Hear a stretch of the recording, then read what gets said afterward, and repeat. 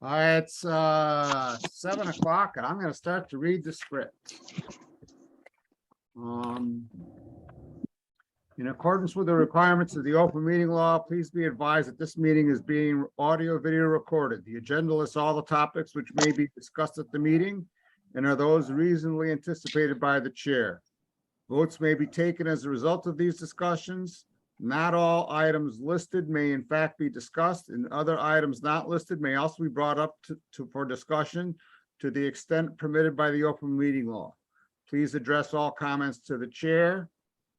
This meeting of the Conservation Commission is being held by Zoom at the link provided in this notice, which is the meeting ID is 847-6611-0417. It's got a passcode of 627938. If you didn't get that, you can go to the Town of Lunenburg's calendar, and the agendas for all meetings are posted on that calendar, and there's a link in there. You can just click on it. I'm Bob Pease. I'm currently the chair of the Conservation Commission, and then we'll do a roll call. See who's here. Rich Birch. Present. Jeff Viviano. Katie Childs. Here. Mike LaRouche. Present. Mary Wilson. Here. Rich Tremblay. Present. And I would just like to call everyone's attention to the fact, so we're all here except for Jeff at the moment. I don't know if he's coming or not. I didn't get any message from him. That we have no conservation administrator. Normally we have a conservation administrator. We haven't had one for a while now, for a week or two. And so there may be some rough spots tonight, and I just ask everyone to bear with us because we have no conservation administrator to help me out with this. Any announcements or comments from members of the commission?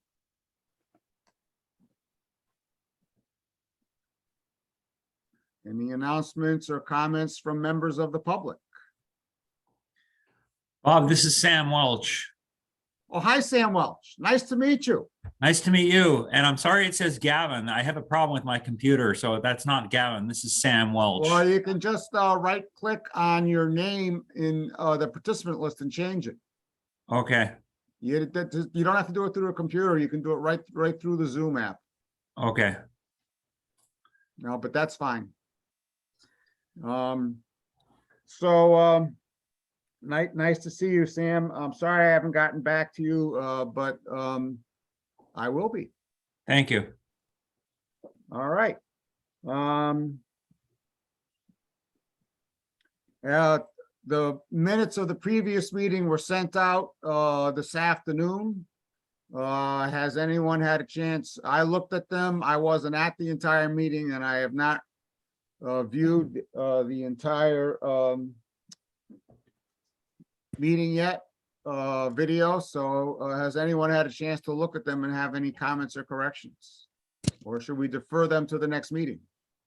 Katie? I can vote for them. Oh, you could. How would you like to make a motion? I'd like to make a motion to pass the minutes of the last meeting, which was October something. 19th. 19th. Thank you. Do we have a second? Second. All right. Oh, We're on a roll. Rich Birch, aye. Jeff Viviano, not here. Katie Childs, Aye. Mike LaRouche, Aye. Mary Wilson, Aye. Rich Tremblay, Aye. and I for myself. We have no appointments, so launch right into our public hearings pursuant to Mass General Law, Chapter 131, Section 40 as amended, in the Town of Lunenburg Wetlands Protection and Municipal Bylaws. a public meeting on a request of determination determination of applicability by Dan's Paving LLC for a proposed parking lot, proposed garage and office and septic system at 691 Chase Road. Who is here for Dan's Paving? I am Melissa McGann. Hi, Melissa. Hi there. And so Melissa, what's your address or what firm are you with? I'm with Dan's Paving and Excavating. All right, perfect. So Melissa, would you like me to call up your plan? Sure. All right. So first of all, let's share my screen. Let's share screen 2 and oh boy, I think this is it. Yeah, this is it. There was one that should have been emailed to everybody this afternoon. Well, It's an Melissa, updated- Melissa, you're gonna turn your speakers down on your computer because it's creating feedback. It is. Yeah.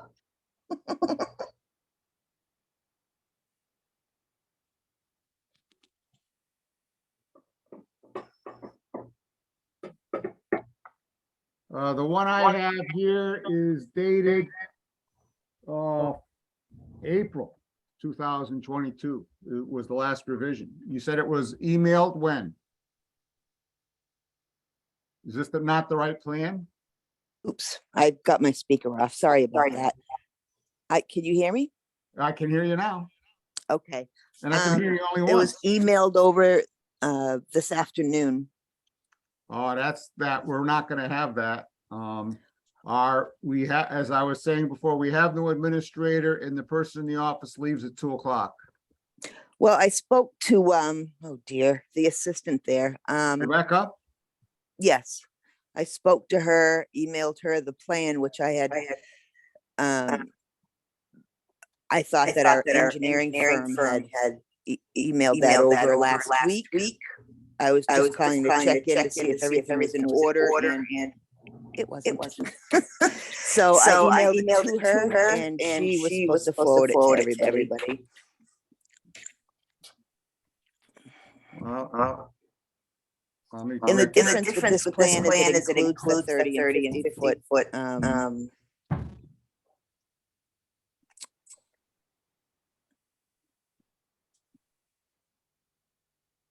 I see 100 foot zone. What? Let me look at the plan here you had. Mr. Chairman, may I ask a question? Go ahead. Directed at Ms. McGann. Does she have the ability to share the updated plans?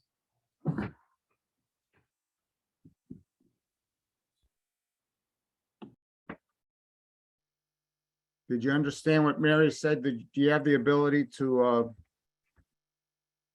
I'm so sorry. Could you repeat that? I was trying to adjust my sound. If that was to me, Melissa McGann. Melissa, do you have the ability to share your screen? Do you have a copy of the plan? I do. Just not So sure. I'm gonna stop sharing my screen. Is that what you have there? Yep. Okay. And I'm gonna turn on screen sharing, 1 second. And so if you go to the bottom of the Zoom screen, and there'll be a thing down there that says share your screen. Yes, I did see that, but I have to, I'm on my phone, my iPhone right now, so I just need to get it from my email. Just a moment. Oh, wait. So if you're sharing your screen from your iPhone, that's not gonna work. I don't think, because I don't think the iPhone screen is gonna be anywhere big enough to see a plan. Let me see what we have here. 'Cause if you send it to Rebecca's very good. Yeah, she was awesome, actually. And let's see if we have something that's dated 11/2, site plan with buffer zones. Yay. All right. So I'm gonna get rid of this.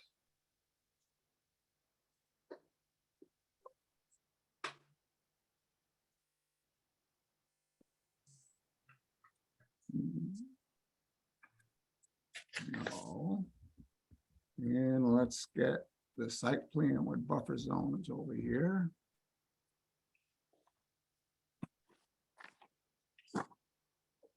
Well, that's the wrong one thing.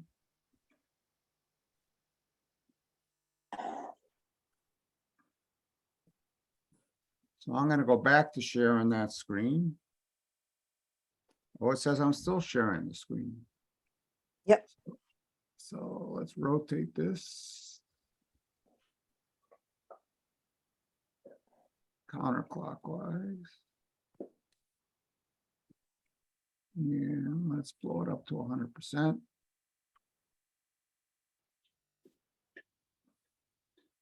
Well, there we are. Perfect.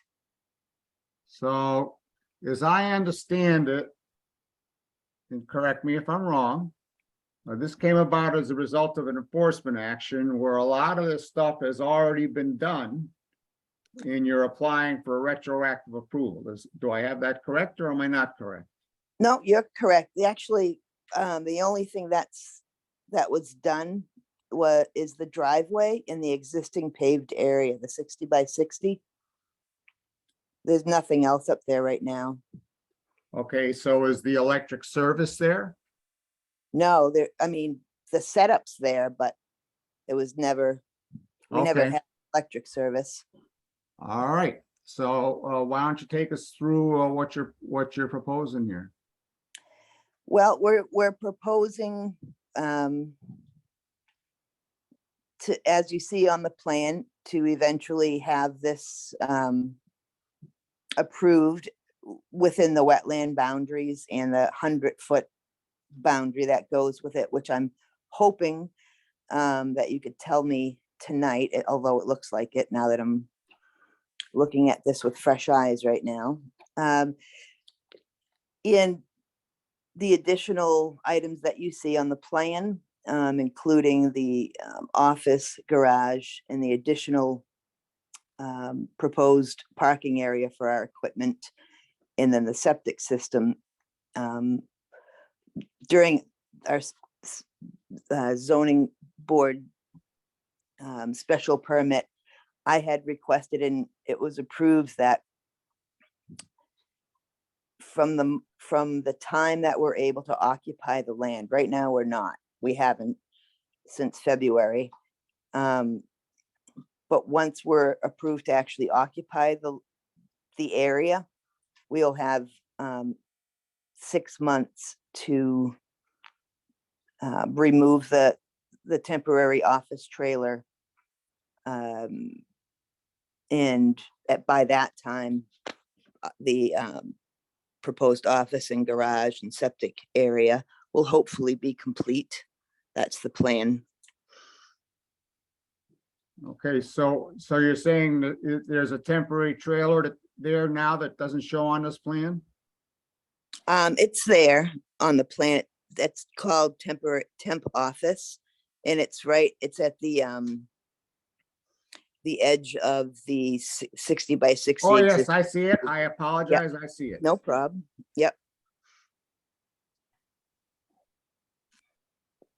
Okay.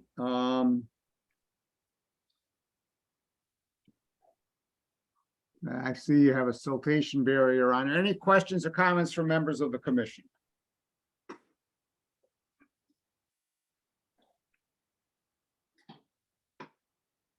I don't see anything inside the 50 or the 30. Mhm.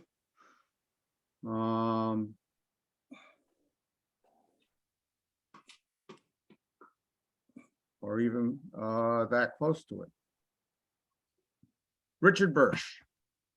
A couple quick questions, Mr. Chair. Number one, is all of the disturbance that has been done prior inside the buffer or inside the erosion protection, or has there been other disturbance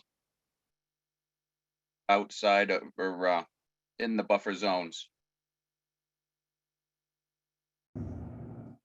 Is So that can you geared pl- towards me? you- I'm sorry. So, Yes, I'm sorry, towards the applicant, yes. So has there been Yeah. any disturbance in the 100-foot buffer zones on either side other than where you have the siltation barriers placed? No, no. We Unitil does have a right of way access point, and I know that they did some clearing for their right of way. But as far as Dan's paving or anybody associated with us, no. What's within our proposed area, the office, the garage, the proposed parking area, those are the only areas that have been, I don't even want to say disturbed, because we haven't done anything other than the driveway and the existing paved area that's on the plan.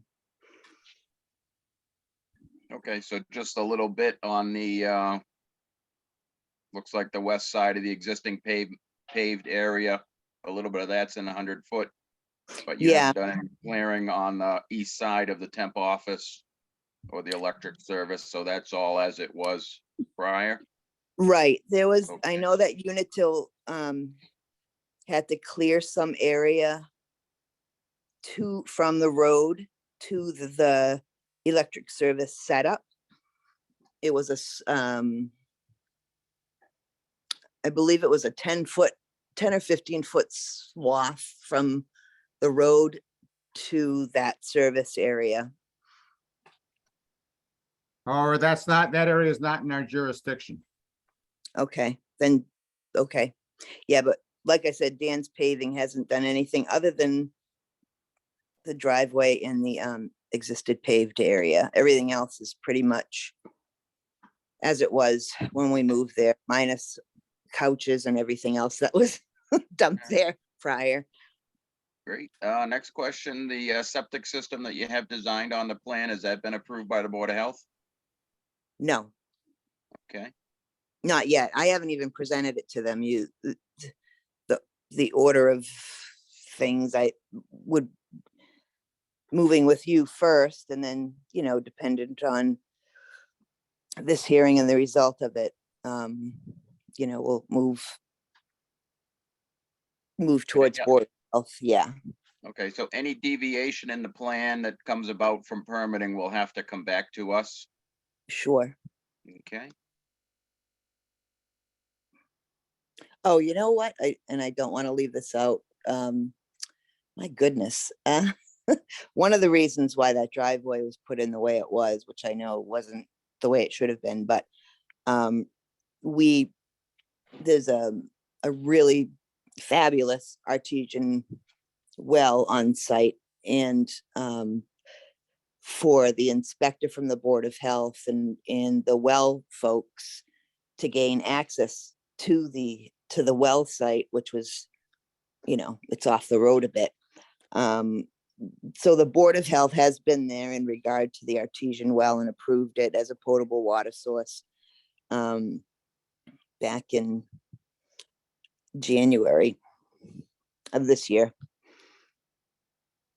But we only started to talk about the set plan, and we had some waiting to do with the engineering firm that we hired. And then I was told, I needed to get a few other things done prior to that anyway. I mean, prior to the septic, which was you guys. Thank you. Other questions, Rich? yeah, the electric service coming in is overhead, I assume? Yes, Okay. And so you've got water, so you don't have a water line coming in? Nope. Yep. So that was my only question, to see where because there isn't really a limit of clearing on here, so I guess it would Right. just be erosion protection, and just make sure the erosion protection's put in place, and then anything with the septic system, any changes would have to come back just for an upgrade. hmm Thank you, Mr. Chair. That's all my questions. Yeah, I ride through that area, or I used to ride through that area on my mountain bike, and it's pretty sandy and fairly open with scrubby pine here and there, Rich. Oh, sorry. I thought you were talking to me. Yeah, no, I had looked at the overhead and I'm familiar with the site. I just wasn't sure where they had gotten in there prior to any permitting, Yeah, what work they had done. That was all. Just wanted clarification. Thank you. thank you. Any other questions or comments from members of the commission? Any questions or comments from members of the public? Let's see, this is a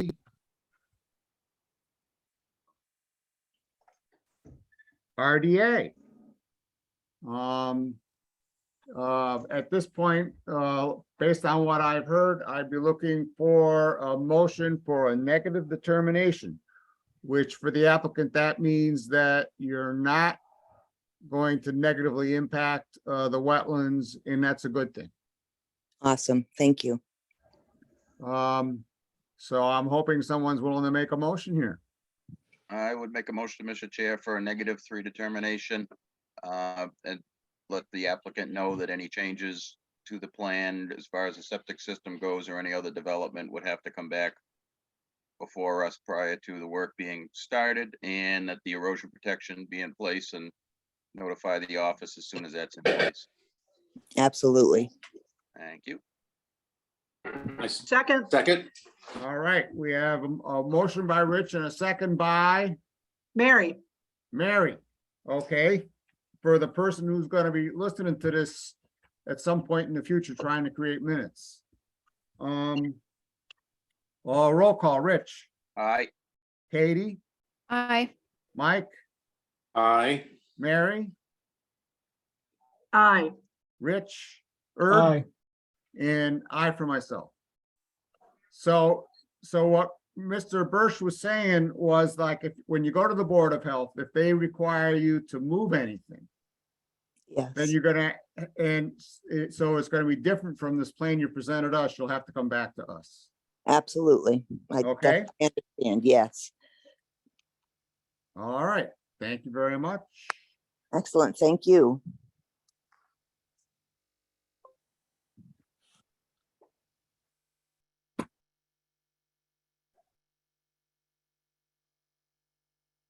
All right, let's stop that screen share.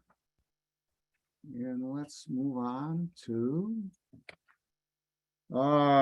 pursuant to Mass General Law, Chapter 131, Section 40 is amended, in the Town of Lunenburg Wetland Protection and Municipal Bylaws, a public meeting on a request for determination of applicability by the Lunenburg Housing Authority for tree cutting at 131 White Street.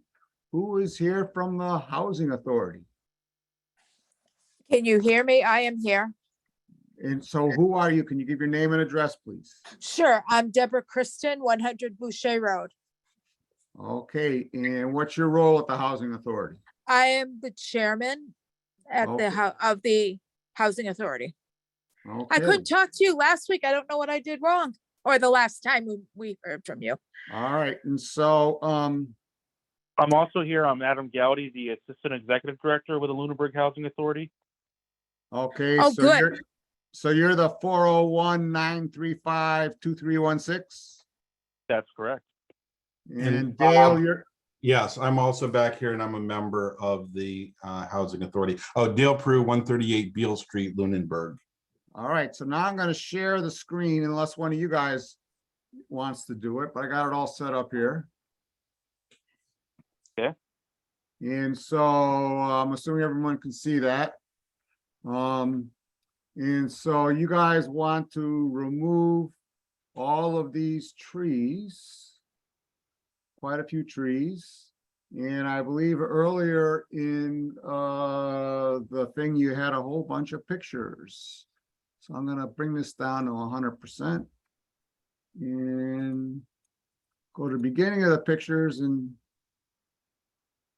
so here's an overhead of the location. And so where is it in this photo? Can someone help me identify where in this overhead photo is the location of these trees?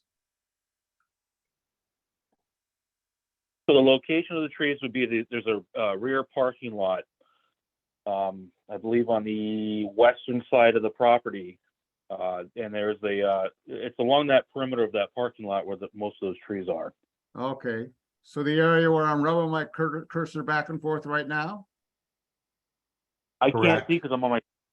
But That's correct. You know, you've Okay. identified the rear parking lot and the trees are, you know, that line there is along where the trees are. Okay. And so now, here we got a bunch of pictures. You want to take us through these pictures? I'm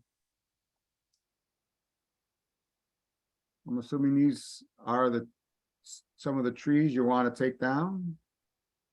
yeah, that's pretty much that's the entire perimeter from building A to, I believe, building G. And why it's, do you want to take, are these trees, are you asserting that these trees are dead or that they're too close, or why do you want to take these trees down? A lot of them are on their way of dying. We did have a few trees that were dead that we just removed from your approval a few weeks ago. The remains of the trees are on their way dying, and they present a hazard. They're too close to the property, and we've had some limbs come down 6, 7, 8 months ago. We actually damaged some tenants' cars, and there's been some other limbs that have come down since then, and it obviously presents a hazard to not only human life but also our property.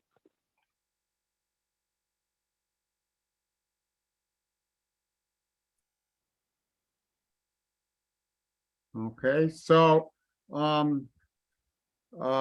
know that we have had members of the commission who have done a site visit, and I'd be interested to hear from them.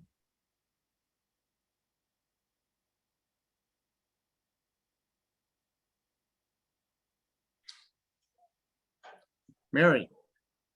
Thank you, Mr. Chairman. Yes, I've had an opportunity to visit this property twice. And they are accurate, and there are a great number of trees in there that appear to be damaged and dying.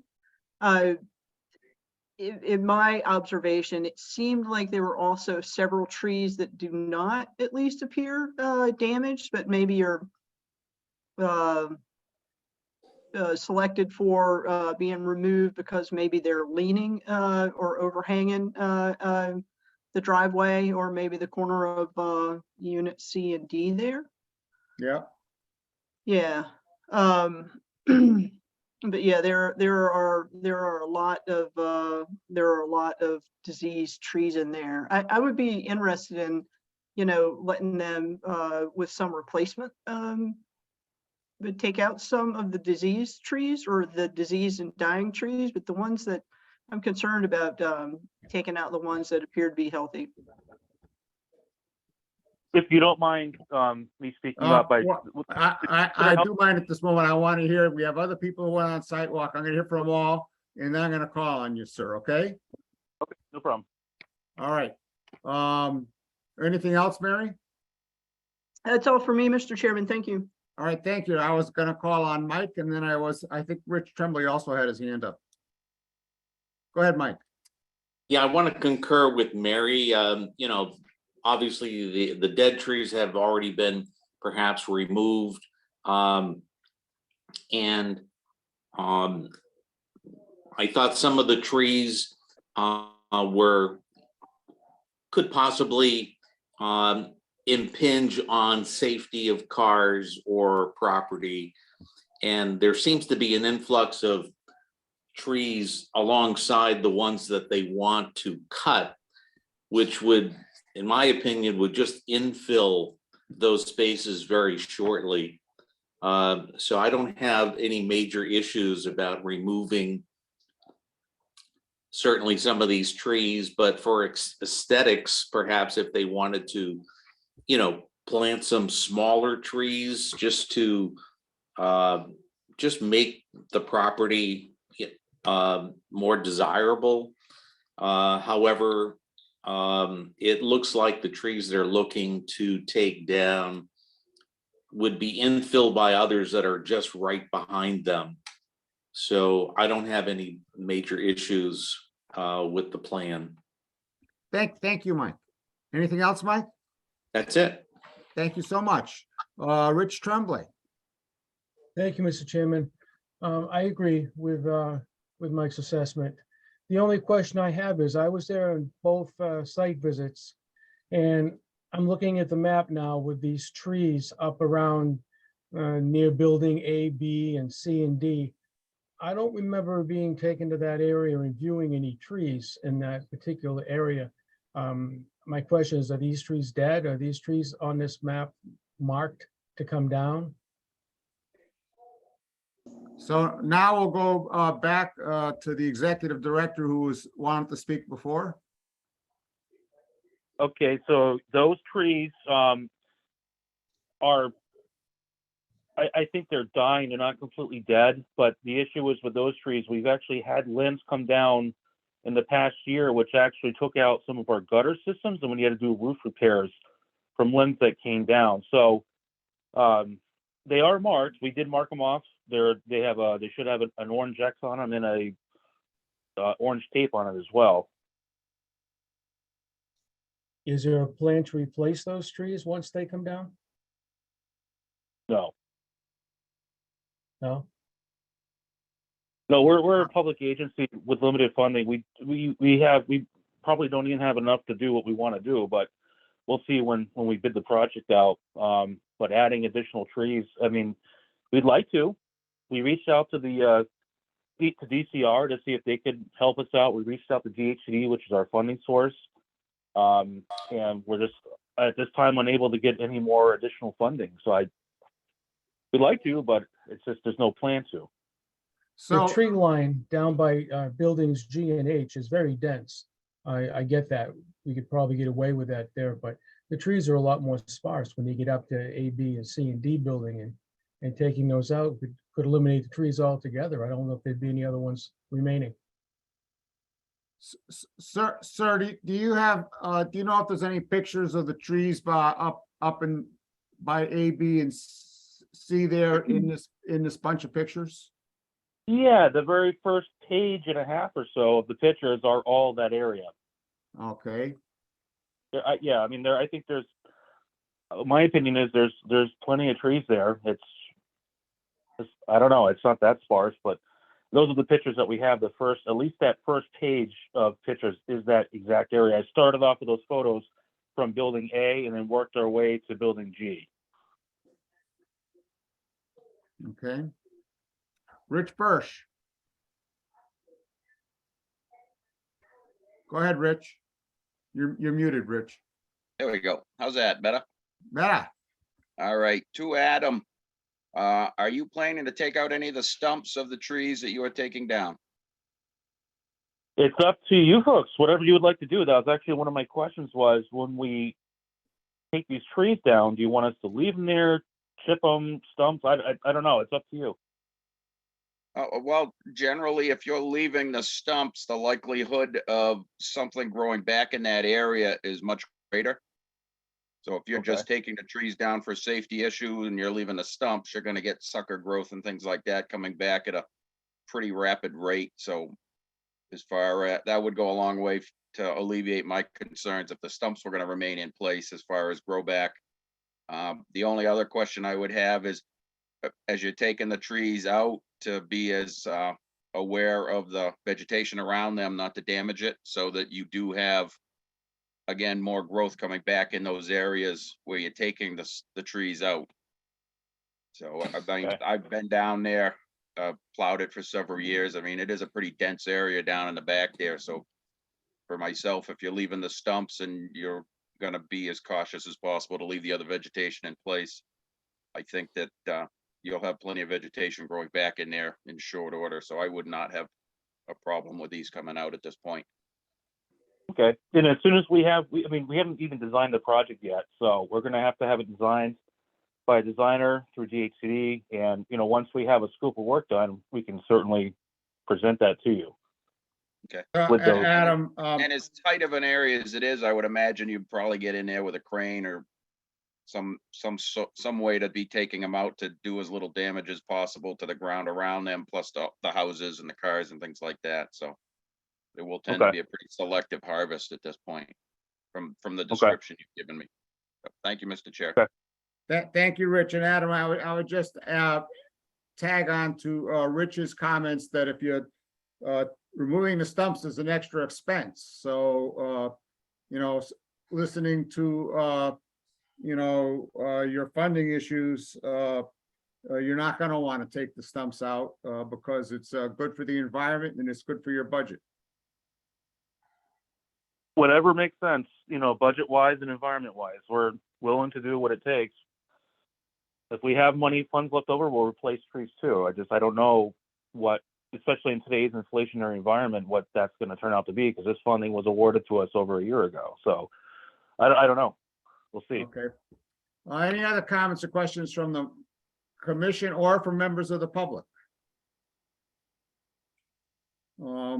Based on what I've heard so far, I would be expecting to hear a motion for a negative determination with a condition that the stumps be left and damage to surrounding vegetation be minimized. So moved. We Richard, have a second. Second. All right, we'll say that Katie seconded it, since both Mike and Katie did it. And we'll do a roll call vote. Rich, aye. Katie, Aye. Mike, Aye. Mary, Aye. Richard, Aye. and I for myself. Thank you. Any Thank you. questions? Yep. Thank you. So you are done with the Conservation Commission unless you want to vary from the plan you've presented. So you are done. Okay. I appreciate it. Thank you for your help, folks. All righty. Night. Bye. Pursuant to Mass General Law, Chapter 131, Section 40 is amended, in the town of Lunenburg Wetland Protection and Municipal Bylaws, a public hearing on notice of intent by Elaine Normandin for a proposed replacement of a retaining wall at 47 Round Road. I believe it might make sense to open all three of these hearings. They are all notices of intent. Do we know if we have a DEP number for them? Let's see. Mr. Chairman, ahead. Matt Morrow representing the applicant or all Okay. three applicants. There's no DEP number yet. All right, we're gonna continue this hearing no matter what anyway, Exactly. or actually all three of them. Matt, would you agree that it might make sense to open all three hearings? What do you think? Yes, please. All right, so pursuant to Mass General Law, Chapter 131, Section 40 is amended, in the town of Lunenburg Wetlands Protection and Municipal Bylaws, a public hearing on a notice of intent by Renee Rainville for a proposed replacement retaining wall at 57 Round Road. And also pursuant to Mass General Law, Chapter 131, Section 40 is amended, in the town of Lunenburg Wetlands Protection and Municipal Bylaws, a public hearing on a notice of intent by Mark Sprague for a proposed replacement of a retaining wall at 73 Round Road. So what we have here is, well, first of all, let me stop sharing my existing screen. Mr. Chairman, did you want me to share my screen? Oh, sure, though I got it all queued up, but you can go ahead and do that, Matt. Thanks. You're gonna have to turn your, Yeah, I know, I'm working on it. Sorry. okay, no problem. Let's see, stop share. All right, go for it. Thank you very much. All right, well, good evening, everyone. I am here representing actually all three of the notice of intents as they are abutting properties. All three residents are actually pooling their monies together to do the separate walls on their properties. The walls are going to be built by Brett Ramsden of, Ramsden Walls. Brett is also here to answer any questions you may have of him. So to get started, we have three existing walls or remnants of existing walls that exist on these properties. We have here over at 73 Round Road, we are proposing new walls here going into 57. And then over at 47 on Mrs. Norman's property, we would have a restored length of 145-foot wall. These are all fieldstone walls, similar to what was done over at 137 Flynn. So you would have fabric in the back, And then any water that would actually go into the walls would drain right back out.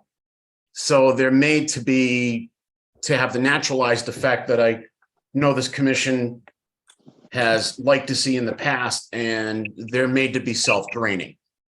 If you need any questions on the construction technique, I know Brett would be happy to chime in to speak with you about that. The edge of wetland is actually, for all intents and purposes for this filing, is the mean annual high water mark, which is noted on the plans. You have the 30-foot buffer zone marked out here, your 50-foot buffer zone marked out here, your 100-foot buffer zone marked out here. Interesting to note, you have a 100-year floodplain mark here. The walls are not proposed to be expanded, nor the heights to be raised, as if the heights were raised, that it would constitute filling a floodplain. So the conditions that were there prior to the walls deteriorating essentially would be maintained as far as, elevation and length, et cetera. If you wouldn't mind if I could share some pictures. Go ahead. Just going to get rid of this, and I'm going to go to photos. Here's an example of the wall at 47 Round Road. It is a timber retaining wall that essentially, for all intents and purposes, is collapsed. This will be replaced with the fieldstone wall that I had described previously. You can see other sections of her wall here and another section of the last part of the wall here. That would be 47. If you bear with me for 1 second, I'll pop up the other ones.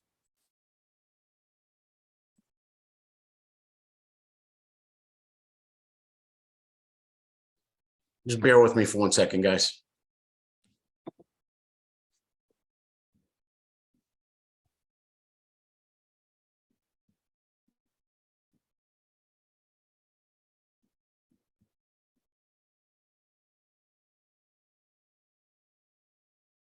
So I'm going to pull up 57 Round Road now.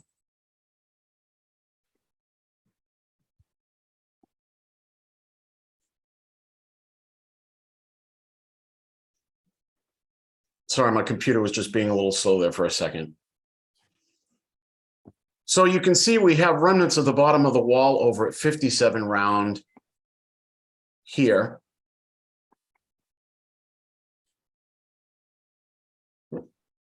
For some reason, the screen sharing had stopped.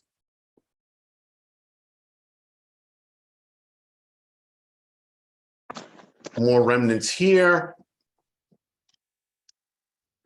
And let's see. More remnants here. Pulling up 73 Round Road.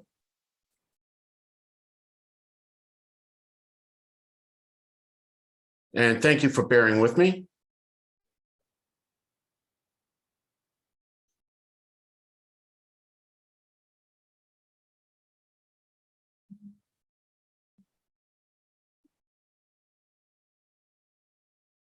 Come on, let's go. There we go. You can see there's remnants of an old wall here. Here's the bottom of the wall. You can see there are severe erosion issues on the property here. Again, it's another closer image of it. You can see all along, buried under the sand, there are remnants of the wall here. There are remnants of a wall that was here, very close to the bottom. Let's see if I can zoom in a little bit. There were similar remnants of what you saw that I had the close-ups to of the wall there. And you can see I'm highlighting that there is a heavy erosion problem going into 57 Round Road, which goes here. Matt, what we're looking at on the screen is large icons. I don't think we're looking at what you're looking at. Oh, okay. We're looking at the icons, in File Explorer rather than at the pictures. Yeah, I don't know what's going on my computer. I apologize. I'll try it one more time. Well, I just think you need to share a different window. If you do, when you open that up, How about now? No, so hit Alt Tab.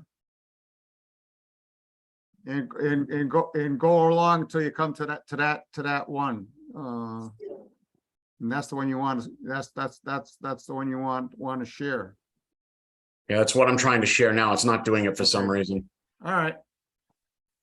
Sorry, guys. Well, I tried. But I'm very confident that we have commissioners who went on a site visit and we'll have comments.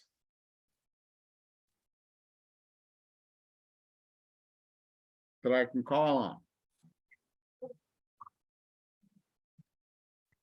Rich Tremblay. Hi, yes, I was on a site visit. I saw the walls. They're in pretty rough shape. They need to be fixed. Also, the docks are kind of hanging out there in the water as well. I didn't know if there was a plan to do something with them once the walls were repaired. Is that? No, part of the project? there's no plans for the docks.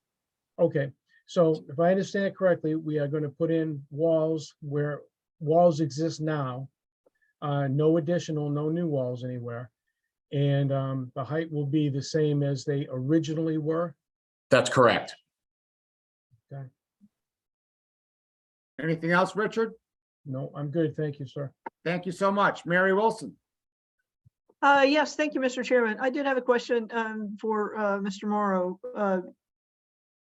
There's I guess a significant erosion on the lake side of the existing walls. Is that going to be left in place, or is there a plan for all the sand and whatnot that are on the lake side of the wall and currently above the water line?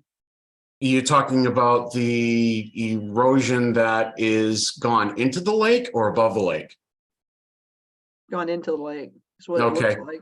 Yeah, I mean, I can have I could talk to Brett about going in and just maybe scooping some of that sand that has eroded in out. I wasn't necessarily recommending it. I just wanted to make certain I was clear on what the plan was for that, if anything at all. Well, I mean, we hadn't put anything into plans. The whole point of the walls were, number one, to restore the walls, and number two, to stop obviously you can see the wakes in of themselves and the erosion coming off sheet flow is causing some erosion issues on that. And this should put those to a halt. Okay, that's I think I'm clear on the intent then. Thank you. No further questions Thank you. for me. Thank you, Matt. Mike, did you have anything to add? No, I'm all set, or I just wanted to find out when we might see a DEP number on this project.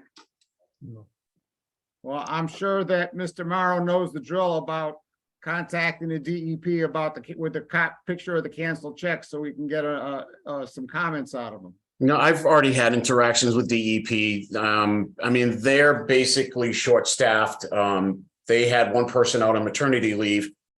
And when she came back, another one promptly went on paternity leave, and I guess he's due back this week. So, it's been kind of spotty with the numbers. It's not necessarily a particular function of the file more than it is the personnel. So I just have to be patient with it. I mean, I filed this they received it on October 4th. So it's almost been a month. So I'm hopeful by the next meeting, we should have a number. All right, Richard Bursch.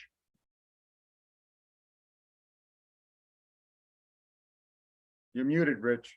There you go. Yeah, I'll get the hang of this someday.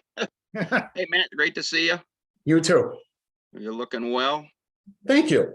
You're welcome. Hey, couple quick questions on the plan. The blue line is the watermark on August 24th, or it's the high water mark? No, it's a mean annual high water mark. I had that survey located.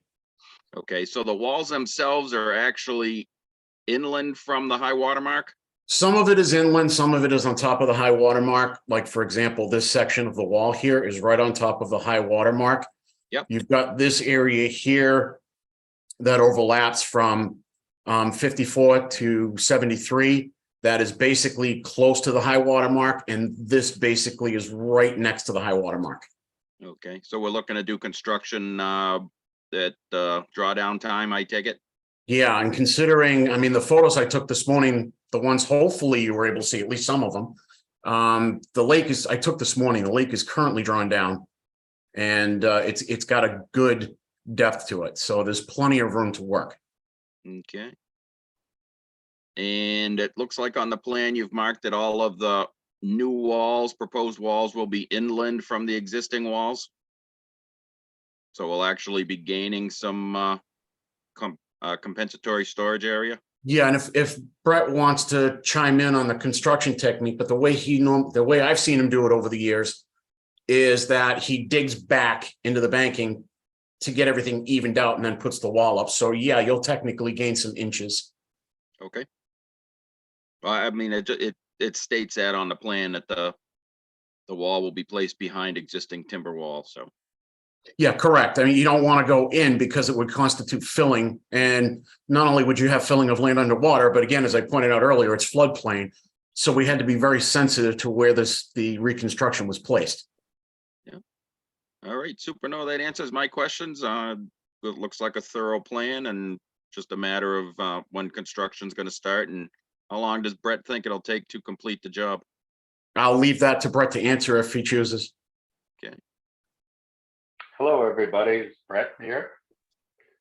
I'll bring up the video. Yeah, the whole project for all 3 homes, I'm expecting some of it weather pending, of course, but I'm expecting start to finish in the course of about a month tops is my plan. Okay, so you'll get it done in one season then without a problem. Right, yeah, it's not a big deal at all. I do have additional work happening on this lake for the Kroll property, which you folks approved, I believe, sometime over a year ago. But even that project as well shouldn't be more than a month and a half long. Yeah, it's no problem to get these projects done while the drawdown is happening. My one question and concern is when I was working on Flynn Road last year, we had quite a bit of precipitation happening in January, and I was unaware that the lake was told they had to close their gates at the end of December. I just assumed they stayed open like Hickory Hills till, you know, sometime in April, or should I say late March, depending on how things are. But with its large floodplain, I mean the large, I'm misspeaking, where the water comes into the lake, it's got a much larger watershed. Thank you so much, Mr. Chairman. The watershed being bigger, I couldn't believe how quickly the lake rose. And I assumed it was going to drop back down, but it just kept coming higher and higher at a very quick rate. And I found myself with a very little room to accomplish the work. And then I found out that the gates weren't open. I communicated with Mr. Chairman and Matt Morrow, and we were able to get those open and save the project. We had quite a bit of wide open, ripped open shoreline, which would have been pretty disastrous to have to leave open for a whole lake summer season.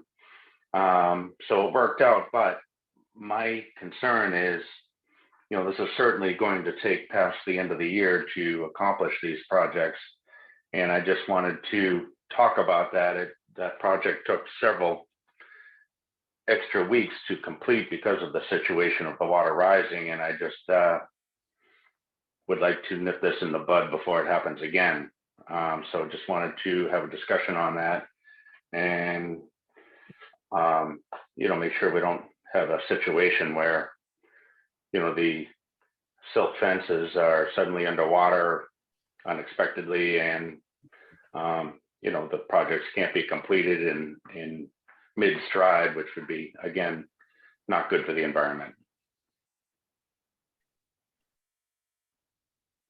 No, I actually can address that, Brett, with you. Okay. You know, I can coordinate with the Lake Shirley people when they are going to start to put the dam up and keep the dates coordinated so that you know what's going on. And That that's a would be function of huge. that would happen between you and me during construction. Right. Okay, well, that'd be hugely helpful. I just thought I'd bring it up as a concern. Thank you, Brett. Thank you, Mr. Um, Chairman. Any other comments or questions from commissioners? Any questions or comments from the applicants or members of the public? Richard Bursch.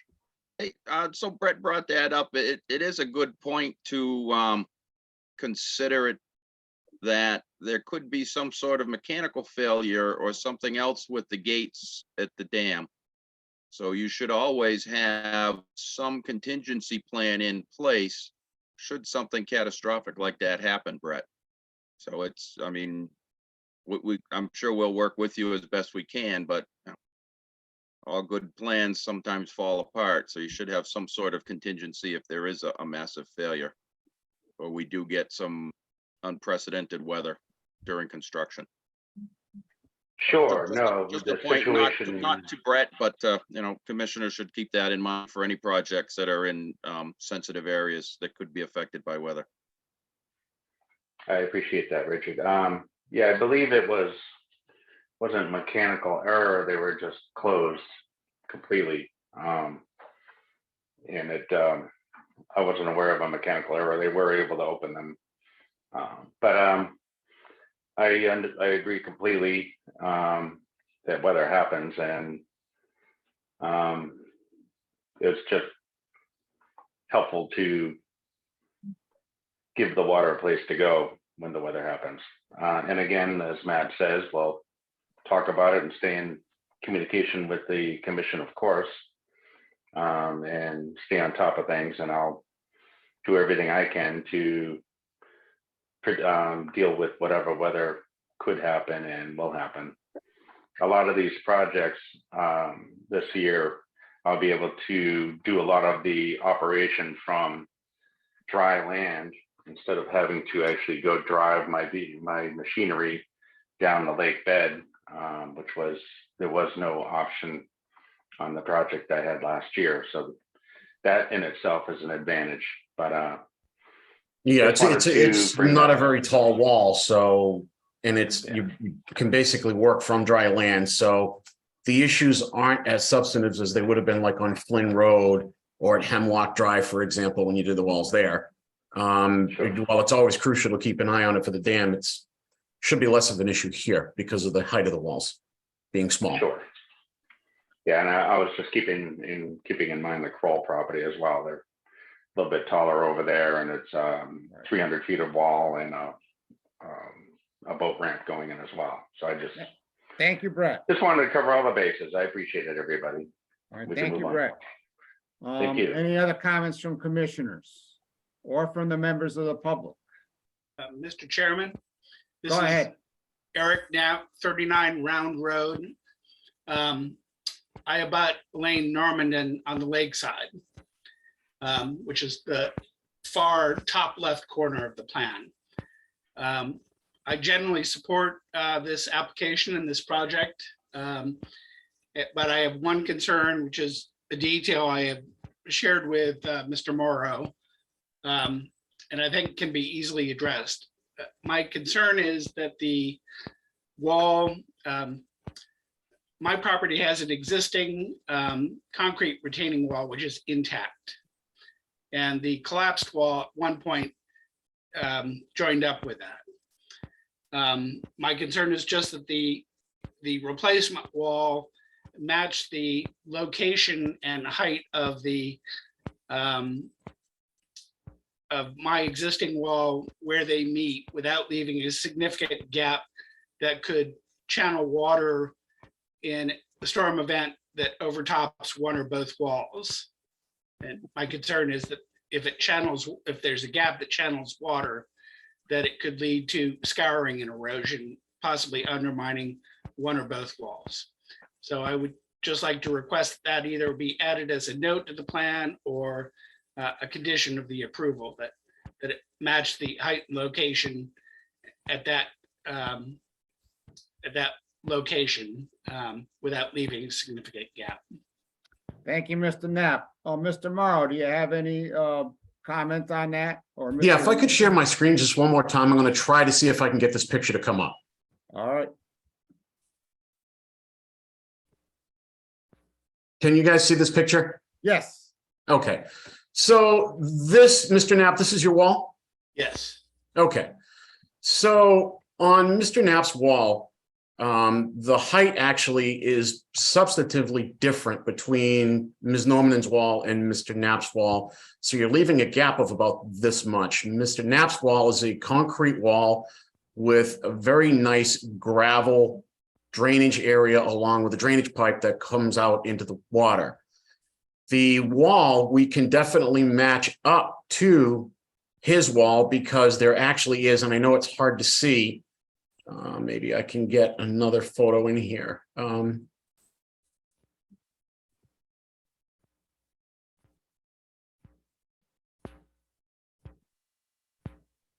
It's hard to see, but right under here, there is a section of like concrete that is right here that goes up to Mr. Knapp's wall. We can match it, but we can't match the height because if we start matching the height, we're gonna have to raise the wall. And in doing so, we'd wind up filling floodplain. Mr. Knapp's wall is above flood level. The email that he sent me yesterday afternoon expressing this concern, he was citing large rain events like the 25 and 50-year rain events. And during heavy rain events, which I tend to track rainstorms because I do erosion inspections for subdivisions for stormwater protection permits. So I track rain with every rain event. And even with all the rains we had last year, in a 24-hour period, we never had anything in any area of the state that exceeded a 10-year storm, even with all of the heavy rains we had. Some of the heavier flooding events that we've had have come over a series of days instead of 24 hours.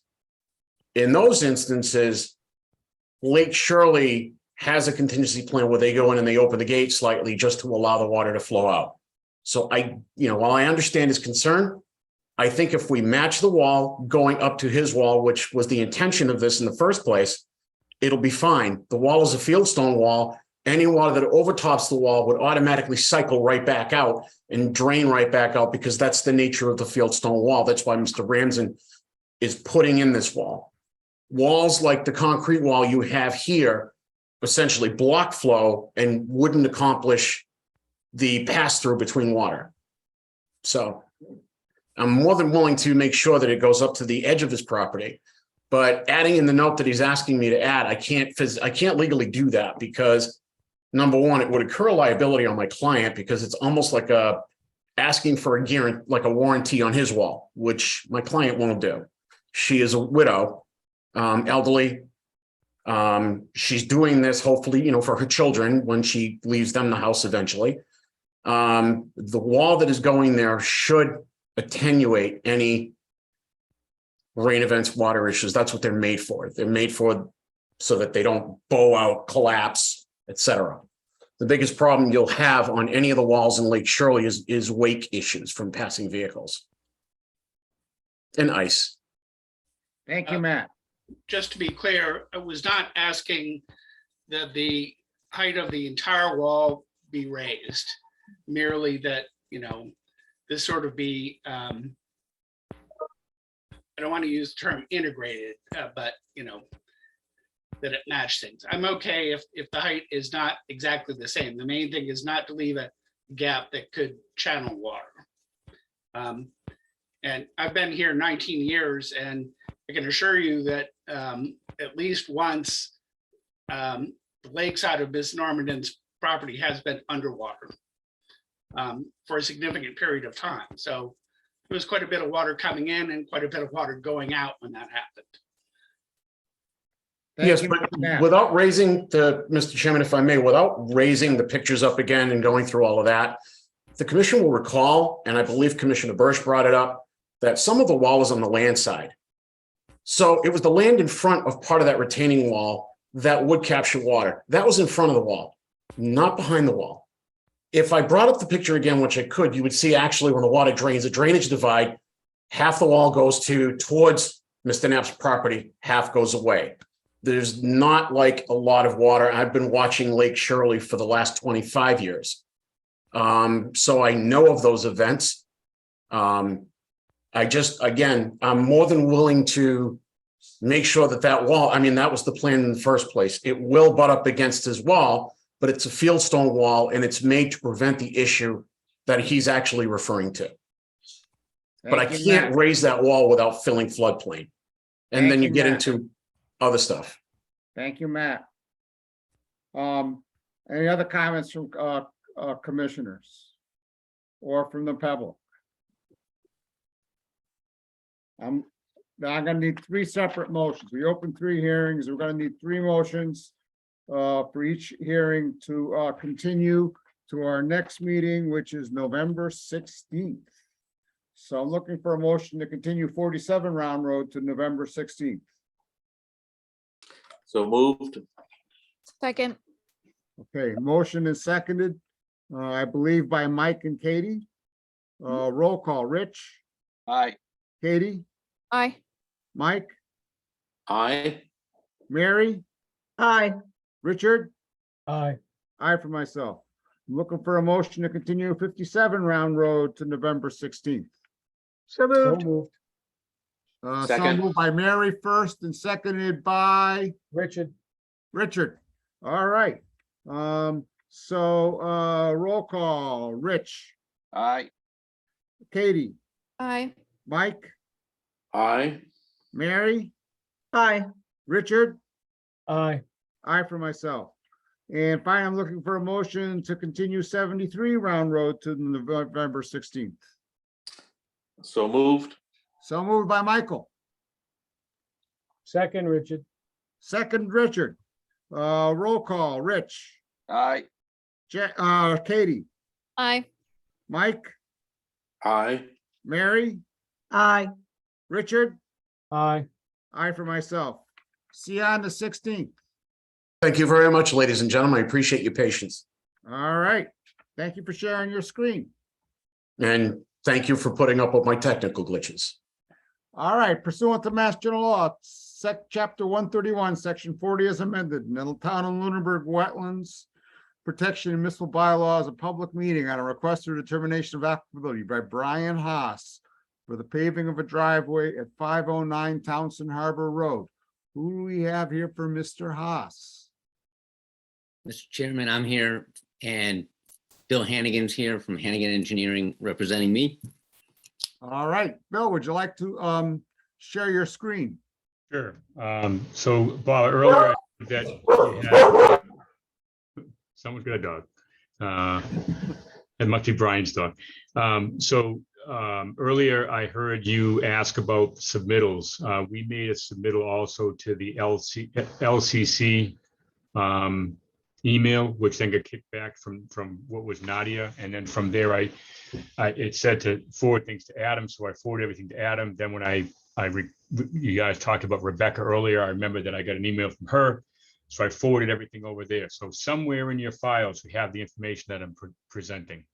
But I'll bring it up now. Thank you, Bill.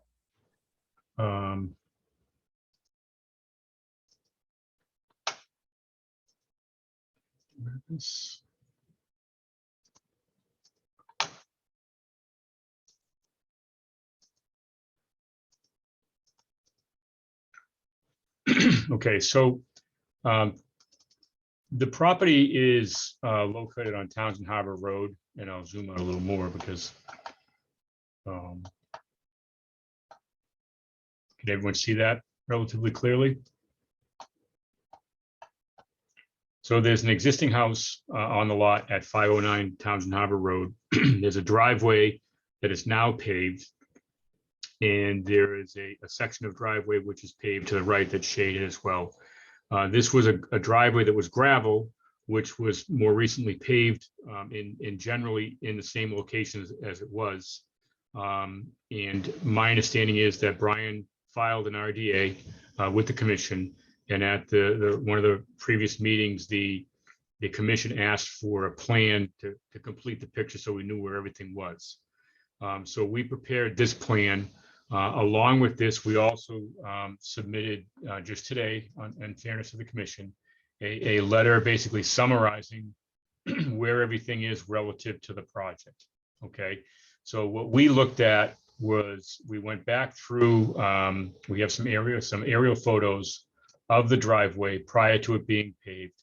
And it's in the general same location and layout as is on the plan that we prepared now.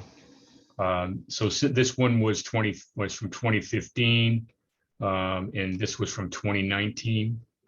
Okay, which shows the general location of the driveway. These pictures here are shown basically to illustrate, hey, okay, here's what's out here right now, and what's the reasoning for this additional apron of parking is to park some of the cars that Brian has when he has family and visitors over. So in the letter, we go through the fact that we went through and we had some review of the driveway and the aerial images, that there was a previous driveway that it was essentially paved over. And then we highlight that, however, a turnout area has been created or added to the side of the driveway, which increased the impervious area of the driveway. Additionally, several large trees that ran along the property line have been removed. Approximate location of these trees have been added to the plans based upon aerial imaging. And a lot of this, I believe the commission is already familiar with because of the fact that the presentation was made by Brian in the past. So based upon that, we went out and we surveyed the property, and we found that the paving of the driveway is actually outside the 50-foot no build zone. And that we state that basically under normal circumstances, the paving driveway would have been permissible with proper filings with the commission, but that's kind of where we are now, that the filings weren't made. The turnout area is an expansion of the driveway footprint, and as such, the applicant will be removing that section of the driveway. This area will be loamed and seeded for permanent stabilization. During the paving installation as well, some crushed stone base was added at the back side of the driveway for stabilization, and that really was probably the overfill of the covering of the driveway before they put down the might have been the graded base before they put the final driveway pavement location. So we're proposing to keep some of that. So back to the pictures. At the very end of the driveway, this is the area of excess gravel that wasn't needed. The end of the driveway is here. What we're proposing is to maintain just a 2-foot apron in that area. This area would be, the stone would be removed and it would be returned to stabilize with loam and seed. This area on the backside is showing what we're working with. So this area would essentially be maintained as crushed stone, and then this area here would be cleaned up and revegetated and loamed and seeded for now. So those are the areas relative to the driveway that was paved over. Looking at the plan after the survey, what we also found out is the area to the east or southeast of the driveway that was paved actually encroached onto the abutter's property. So it's being removed for two reasons. One, it's an excess amount of pavement based upon the previous conditions, and two, it's now an encroachment on the abutting property. But in doing so, we maintain essentially the same relative impervious area on the property that previously existed.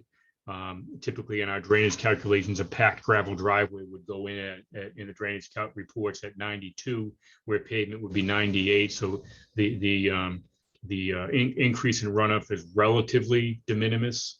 And we think that the crushed stone apron being left on the very end would aid in some infiltration at the end of the driveway. And with this area here being cleaned up, that would restore this area in the back.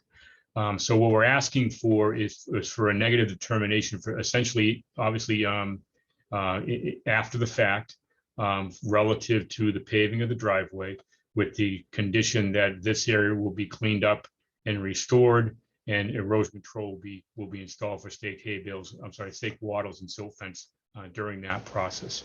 There were some trees cut down as well. Those are also outside the 50-foot buffer zone. So those would not probably would not have been, rejected by the commission had a proper filing been done. Part of the reason was the overhead wires that were coming through that area in this area here. And some of it was the conditions of the trees and their potential to fall and damage the property. So what he did over here on the abutter's property is really between him and the abutter. It's not really a conservation issue, but we're proposing to deal with that as part of this whole review. So if there are any questions, I'd be happy to address them. Thank you, Bill. Any questions or comments from commissioners?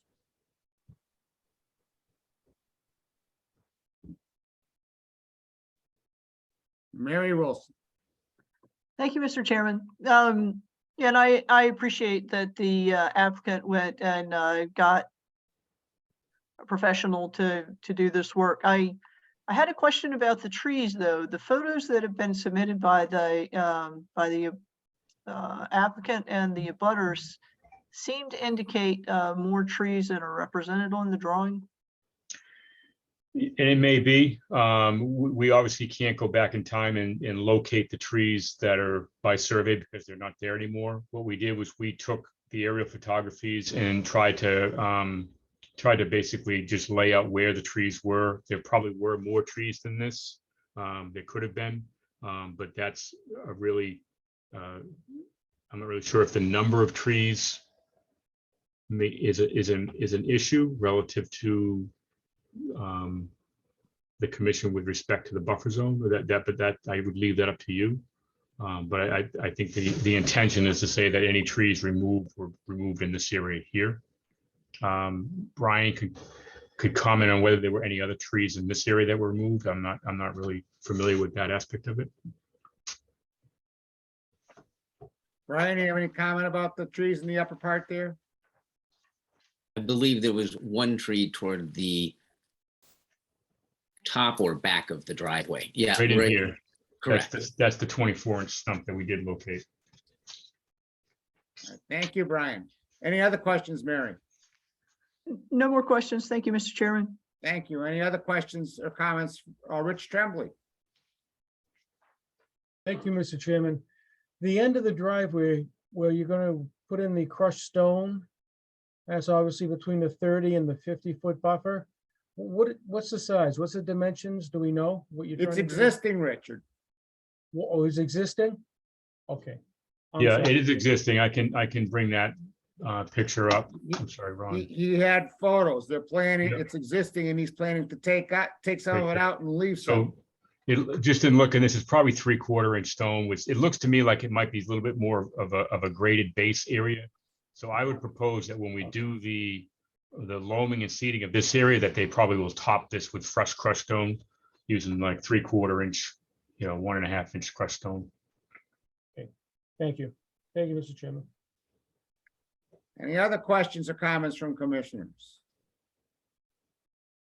Any comments or questions from members of the public? Susan Petrella. Good evening. Thank you, Commissioner.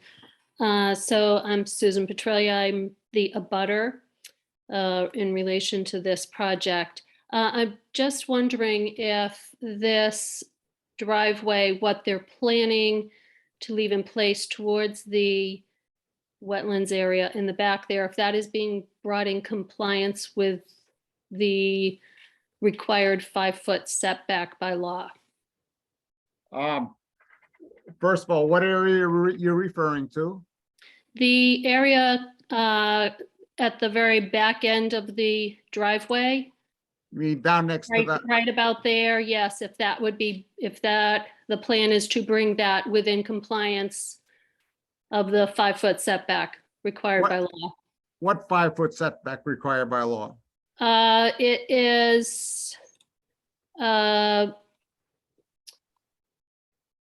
it's part of the bylaws, Article 4, Section 250-6.4 requires that each parking space or driveway serving a 1-family or 2-family dwelling shall be set back 5 feet from any side lot line or rear lot line, with the exception of common driveways, and shall be designated on a plan and is issued a building permit by the building commissioner. Okay, and that's great, Susan, but it's not a Wetlands Act provision. You'll have to take that up with the building inspector. Okay, I'm sorry. My understanding was that anything that the Conservation Commission is doing is within the boundaries of the zoning laws as well. So, all right, thank you. Any other questions or comments from members of the public or the commission?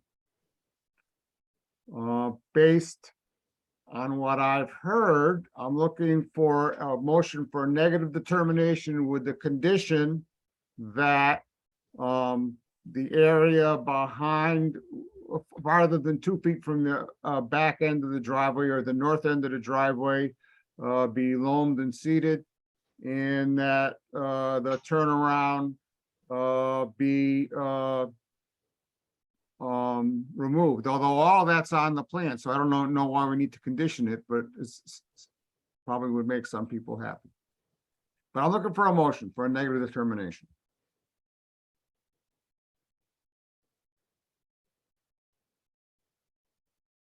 Mr. Chair, I just wanted to pose a question quick to Bill. Go ahead. After hearing the town bylaw, if they were going to be so inclined to try to comply with that and move the driveway at all prior to us approving this plan. Well, there's a lot of aspects of bylaw and building permits and driveways that I'm not an attorney and I'm not going to claim to be. But I will say that this may fall under a pre-existing non-conforming status relative to the building code for this particular section of the zoning, depending upon when the house was built. And another part of it would be if the driveway was in that location for a certain period of time, and I don't know the dates on those, but then it becomes exempt from the zoning on top of that. So that's a legal question. I think that we would probably take that up with the building inspector upon his request and go from there. All right, thank you, Bill. Seeing that they're gonna stick with the plan they've got, I would make a motion for a negative determination for the plan as submitted. And of course, Bill knows that if they do change this at all, that they have to come back before us with any changes. Correct. Thank you, Richard. Do we have a second? Second. Thank you. Katie seconds it. Roll call. Rich. Aye. Katie. Aye. Mike. Aye. Mary. Aye. Richard. Aye. Aye for myself. Thank Okay, you very much, Bill. And just to let you know, the next hearing that's coming up, we spoke with Jeff Walsh, who is the peer reviewer for the planning board and I guess somewhat to the conservation. He has not completed his review as of now. So we're hoping to get that the next week or so. So we would like to request a continuance to the meeting of the 16th. Thank you so much. I'm glad you're here to say that because I did not hear that from Rebecca today. I just got an email from my client. So, but I was kind of expecting that because we didn't get any peer review. So I'm looking for a motion to, well, let me first open it and then we'll continue. Okay. Yep. Pursuant to Mass General Law, Chapter 131, Section 40, Lunenburg Wetlands Bylaw and Regulations is listed in Chapter 239, a public hearing on a notice of intent, DEP number 208-1265 by Fitchburg Land Property Owner LLC to construct a 367,000 square foot warehouse and distribution facility with parking and stormwater controls at 260 Falula Road. I'm looking for a motion to continue until November 16th. So moved. Second. Motion by second, I think, motion by Richard, I think second by Mary. Correct. Roll call, Richard. Aye. Katie. Aye. Mike. Aye. Mary. Aye. Richard. Aye. And I for myself. Thank you, Bill. Thank you very much. Have a great night. New business, questions for town council. I think you saw on your drive, I went and I asked those questions of town council and he responded in writing, and I believe I copied you on the email to Rebecca where I asked him to put them in the drive. But basically he confirmed that it's right in in the Wetlands Act, that there's a 2-year statute of limitations on existing violations that are just in the buffer zone and not impacting the resource area. And so this means if, somebody comes in, to me, my interpretation, I'm not a lawyer, is that, if someone comes in with a violation and it's an old violation that's been here for more than 2 years with no enforcement action on it, and there is no continuing impact on the wetlands, that we can't do an enforcement action on. Does anyone have any comment or want to discuss that further? The next thing on the agenda was review of draft select board environmental policies. Does anyone have any? Katie Childs. Sorry, Mr. Chair, I think we missed one of the hearings. Did we? 390 New West Townsend Road? 390. Unless I'm mistaken. Wait. There was 3 Round Road ones. Then there was a continued hearing on Townsend Harbor Road for Brian Haas. And then there was the Falula Road one. There's a Darren Bristow. 390 New West Townsend Road. Not on my agenda, which I downloaded off the town website. There was an updated one. Compliance. I think I took it from the updated one that I got in the email. Yeah, 390 New West Townsend, a certificate of compliance request. Okay, cool. Never mind then. All right. Does anyone have any comment on the select board's draft environmental policies? I'm not finished with my review yet, but I have a lot of comments on it. It just seems like there's a lot of stuff in there that I don't know how they're going to possibly enforce it. And there's a lot of stuff in there that's not in there about, do they allow ATVs on their lands? Because this is all about to me, this is all about the 3 big parcels that the Board of Selectmen control. It's the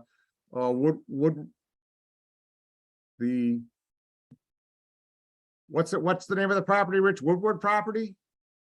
Woodruff. Woodruff. Thank you, Mary. The Woodruff property, the property on Pleasant Street, and the property that's down on West Street, for something or other, West Street. We know they have those huge properties, and right now they don't have any land use regulations on them. And so I look at these as the land use regulations. And so to me, there's a lot of things they missed, and then there's a lot of other stuff in there that doesn't have a lot to do with anything. But those are just my thoughts, and I'm going to send my thoughts in, but because I think they wanted them by next Tuesday. So, but does anyone else have anything, or has anyone else even looked at them? I've looked at them. I've not fully digested them. Having the context that you put around them was really helpful just now. Yeah, and so I think that'll help me kind of look at it a little bit better. I would be really concerned if they weren't prohibiting some like ATV usage and whatnot, because that could really damage the property.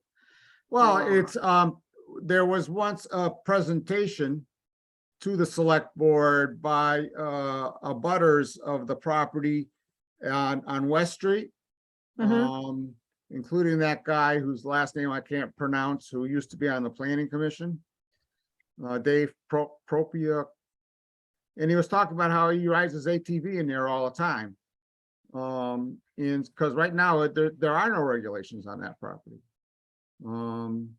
and it's not clear about, do they allow bow hunting?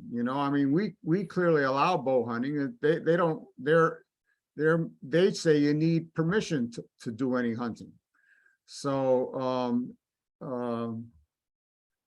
I think they're missing a lot of stuff, and I think they have a lot of stuff in there, but that's I agree. And whether they do or they don't, I think it's for them to decide, but they need to be clear about what their intent is.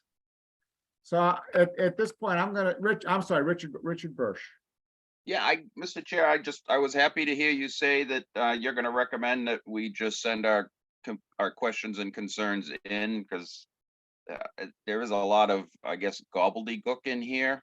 Yeah. And there's no rhyme or reason as to why we're pushing some of these policies. There's no explanation as to how they plan to meet the goals in these policies. Yeah. And there's absolutely no discussion on the added costs of implementing any of these policies, the recordings, the reporting, the type of equipment that they're trying to put forth in the policy. So yeah, I will basically at your direction send my own comments in then.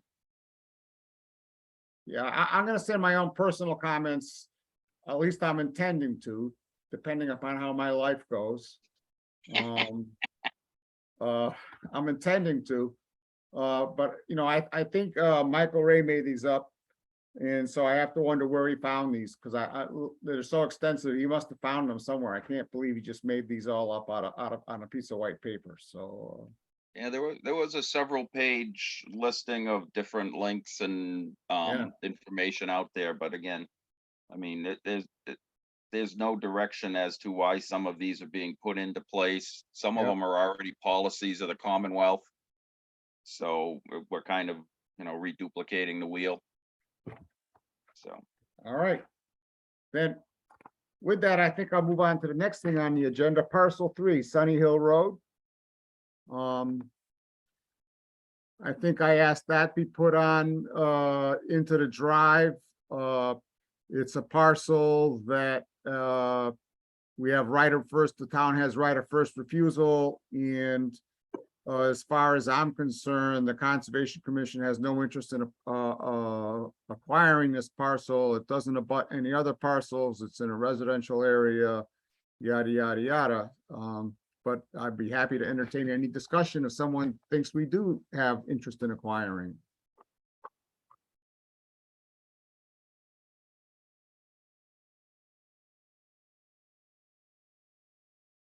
I'm looking for a motion to say that the Conservation Commission has no interest in acquiring parcel 3, Sunny Hill Road.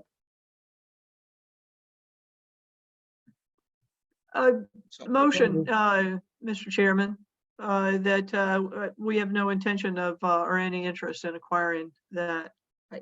I was pausing there because I, for some reason, thought maybe we had already looked at that.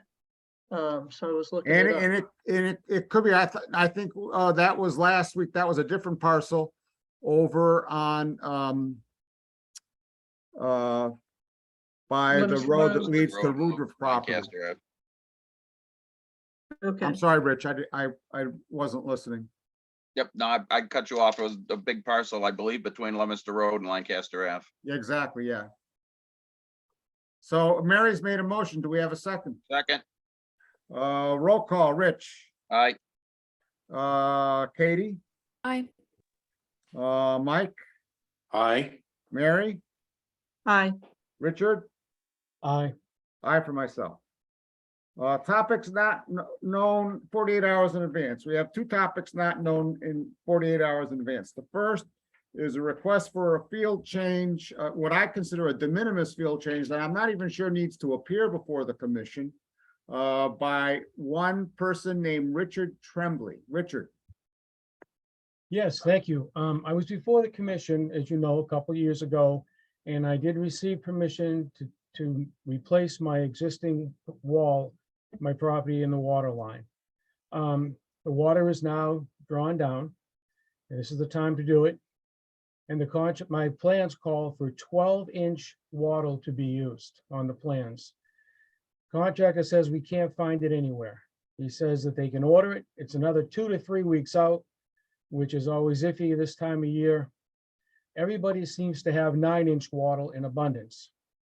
I was wondering if the commission would allow me to use 9-inch wattle instead of the 12. Richard, you're our parliamentarian. Do you think this needs a motion, or you think this is de minimis enough that we can just say, go ahead? You know, where we brought it up, we might as well just make a motion. I would make a motion that we allow the field change to a 9-inch wattle. Thank I you, would Richard. second that motion. Thank you. And for the record, Richard Tremblay's recusing himself from this. Roll call. Rich, Aye. Katie, Aye. Mike, Aye. Mary, Aye. and I for myself. The second item not known 48 hours in advance is the Boy Scouts, who are going to be doing the work for that Eagle Scout project on Clark's Hill. Would like to camp out there and have filed an application to camp out overnight, you know, using the form that's in our land use records. And so I'm thinking we should grant that approval for them to camp out overnight at Clark's Hill. I'd make that motion, sir, that we grant them permission to camp out on Clark's Hill. All right, we have a Second. motion by Richard Tremblay. Do we have a second? Second. A second by Mary Wilson. Roll call. Rich, Aye. Katie, Aye. Mike, Aye. Mary, Aye. Richard, Aye. I for myself. Old business, 192 Townsend Harbor Road. That's basically complete.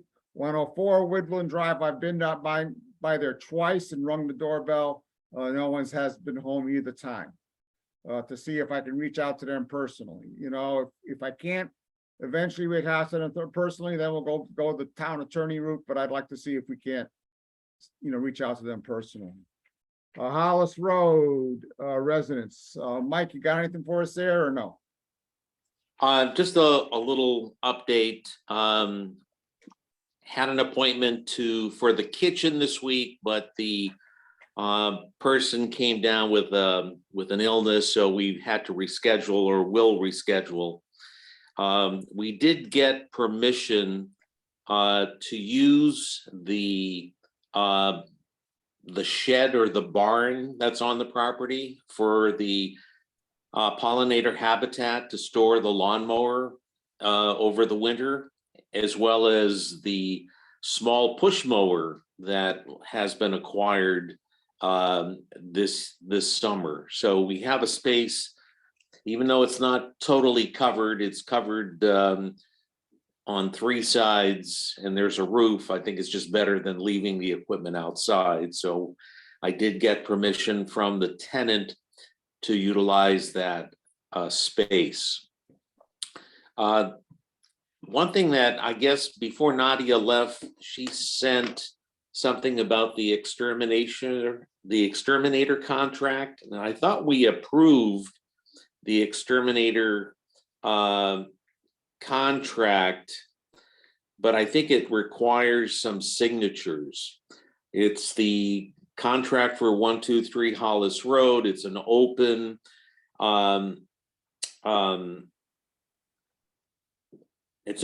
contract, or that if there's some need for some extermination, we just call them and they come in, and it's a $495 a year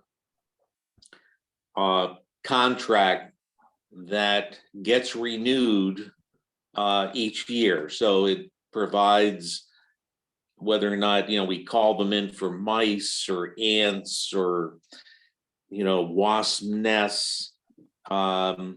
And once again, I think we approved it, but I think it just came back to me from Nadia. It looks like it requires some signatures on the contract, and I don't know who would do that on the I don't know who commission. would do that either. Let's, Okay. who's the contract made out to? Is it made out to the Conservation Commission? Is it made out to the town of Lunenburg?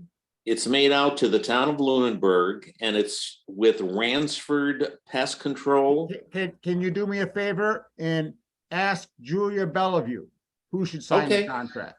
Okay, I'm certainly glad to do that. Thank you so much, Mike, and thank you for your continued work on that residence and the You're pollinator welcome. habitat. You're welcome. Thank you. And I think that's all we have. Super. Certificate appliance, 390 New West Townsend Road, DEP number 2081125. Do we have something in our drive, a letter from the engineer on that? Or some letter or something? So, Mr. Chair, Yes, sir. I believe this was part of the approval from our last meeting from Greg Roy at Dillison Roy. They Yep. had come for a new order of conditions because they had one that had expired, Yep. and we didn't have time to get the request on the agenda. And this was the concern that DEP had this week when they contacted Adam, and I called Mia about it to Okay. just let her know that we would be issuing the certificate of compliance to close out the expired order of conditions. We just couldn't do it at the time when we issued the new order of conditions last meeting. All right. And so, Richard, are you making a motion? I make a motion to approve the request for a certificate of compliance for 390 New West Townsend Road. Thank you so much, Richard, for the clarification and for the motion. And for remembering what's actually going on here. I second that motion. Thank you, Mary. God, where would we be without our full team? Roll call, Rich, Aye. Katie, Aye.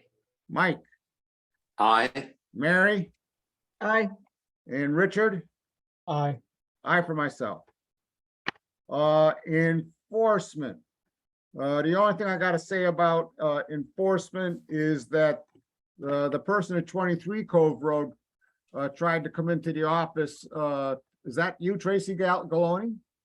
Actually, Mr. Pease, this is Tracy and Robert Galoni, and it wasn't a matter of me trying to come in the office. I did visit the office today. Okay, and but you tried to convince them that the people there that we were done with our enforcement order on 23 Cove Road. Well, what I can tell you is I have correspondence between Matt Morrow and myself going back as far as 6/16 with a timeline of everything that was transpired, as well as a recording of the 8/18/21 meeting of what transpired at that meeting, which we agreed to the plan as far as how to mitigate what the concerns were for the board. The plan was presented, you accepted it, and I followed on my obligation. Matt then visited the site on 6/16. On April. in April. Right there. Yep, on 4/14/22. Came out to the site, visited it, checked it out, said everything was done that I was required to do, and that he was going to report that back to you guys, so the executive order could be closed. I also have emails with that correspondence, as well as the confirmation of the meeting with Matt and I at the site. Sir, let me ask you a question. Sure. Is there still that shed shack / greenhouse right down there in the corner of your lot? Yeah, Mr. Pease, I think if you remember, let me go through the timeline here to refresh everybody's memory. I know some of the board members were in attendance on the 8/18, but some of those board members are no longer part of the board. So on 6/16/2021, Rob Bowen represented me at the Commission meeting in order to gather additional facts. At that meeting, there was questions to whether or not there was any communication between myself and Matt Morrow. It was determined, Matt conveyed to the board that there was correspondence. Then I hired Oxbow on 6/18/2021 and to do a review of the property of what was completed. That report was also provided to Matt on 7/2/22 and also conveyed to the board at the meeting on 8/18. In addition to that, we also provided you with the information that you were requesting. Bear with me a second, I'm going through my notes. for a restoration plan. That restoration plan was reviewed by the board that night and accepted and approved. There was going to be a follow-up after the work was completed by Matt, which Matt did on 4/14 to make sure that I followed through on my commitments, which I did. The report was also on the 18th meeting that my wife and I attended. We also established, based on this enforcement order and what is conveyed in this enforcement order, that there was no concrete wall as indicated. None of the wetlands were filled in. And I also have a copy of that meeting if you'd like the video so that you can go back and reference it. And so if I've made an error here, I apologize. That's why when I received this enforcement order, I was like, what's going on here? Okay, so let me finish my thought. Go ahead. And I'll give you all a chance in the world you need to say something. Well, I have documentation backing up everything I said, and I have it on a USB drive that I'd be happy to send to you certified mail to make sure that you get it.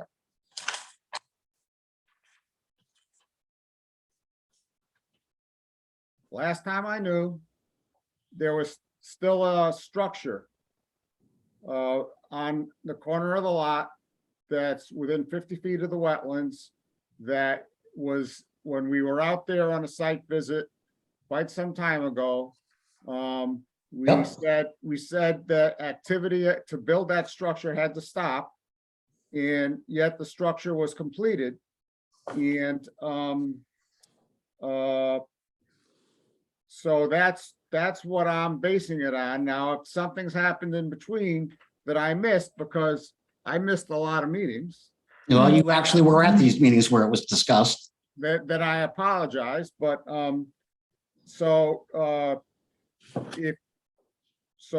you're gonna, as far as I'm concerned as chair, you're gonna remain on our enforcement order list until we have an administrative assistant, or until Adam Burney, a conservation administrator, or until Adam Burney has a chance to review the file and determine that, Here's what I want to say. review all the information. Excuse me, I'm talking. I hear you. Review all the information you have there and determine that I've made a mistake here and that we should close the enforcement order. So yeah, with all due respect, Mr. Chairman, I think that putting a resident through this a second time because the town didn't keep proper records or Matt didn't follow through before he retired is really unacceptable and unfair. In regards to the structure, like I said, I do have a recording of that meeting that you attended and you agreed to it. The structure did not need to come down based on what the structure was. The fact that the Oxbow's report showed you, which you guys received a copy of, that none of the wetlands were filled. I agreed to plantings and a few other items at that meeting, which I followed through on that commitment. So the meeting for Matt coming out to the site and inspecting yet, if he didn't finalize the paperwork and close the executive order, I don't see how that onus is on me rather than on the town. And for me, and hold on, let me speak now.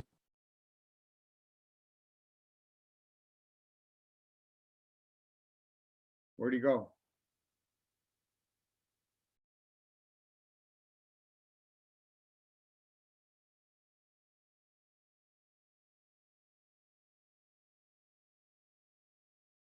I'm assuming he's gonna log back in.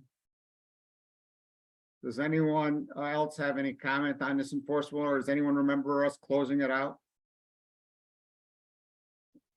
It was Mr. before Chair, my time. I just happened to bring up the August 18th meeting. Yeah.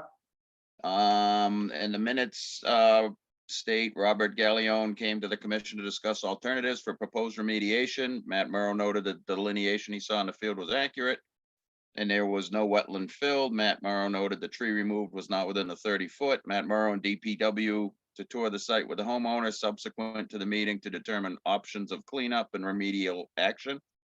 It was determined that the issue would be continued. Commission decided yes. It was gonna be continued. Continued to handle as an enforcement action, I'm sorry. Yeah. And unless there's other meetings he noted, that was the one I thought he had the last. Yeah, the thing, it's like, I was saying, I must have said to Matt several times, you know, what about the shed? What about the shed? What about the shed? And because I remember we told the guy he had to stop building the shed and they completed it. So for me, the issue is the shed. Oh, here he is back.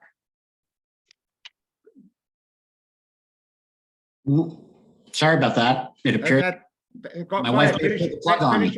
I'm sorry, go ahead, finish your thought. My wife said, "You've had enough." She pulled the cord on me. So Matt came out at the site on going through these notes and visited the site. We met at 4 p.m. on 4/14 for him regarding the site visit and closing the EO, which I have that correspondence between Matt and I, where I actually inquired with him whether or not the EO was going to be closed now that he's done the site visit. I've had no further correspondence from the time that Matt has retired until I received the certified letter from you in regards to the enforcement order.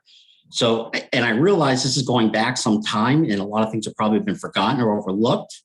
But at this point, I saw no reason for there to be any issue until you guys notified me with the official enforcement order.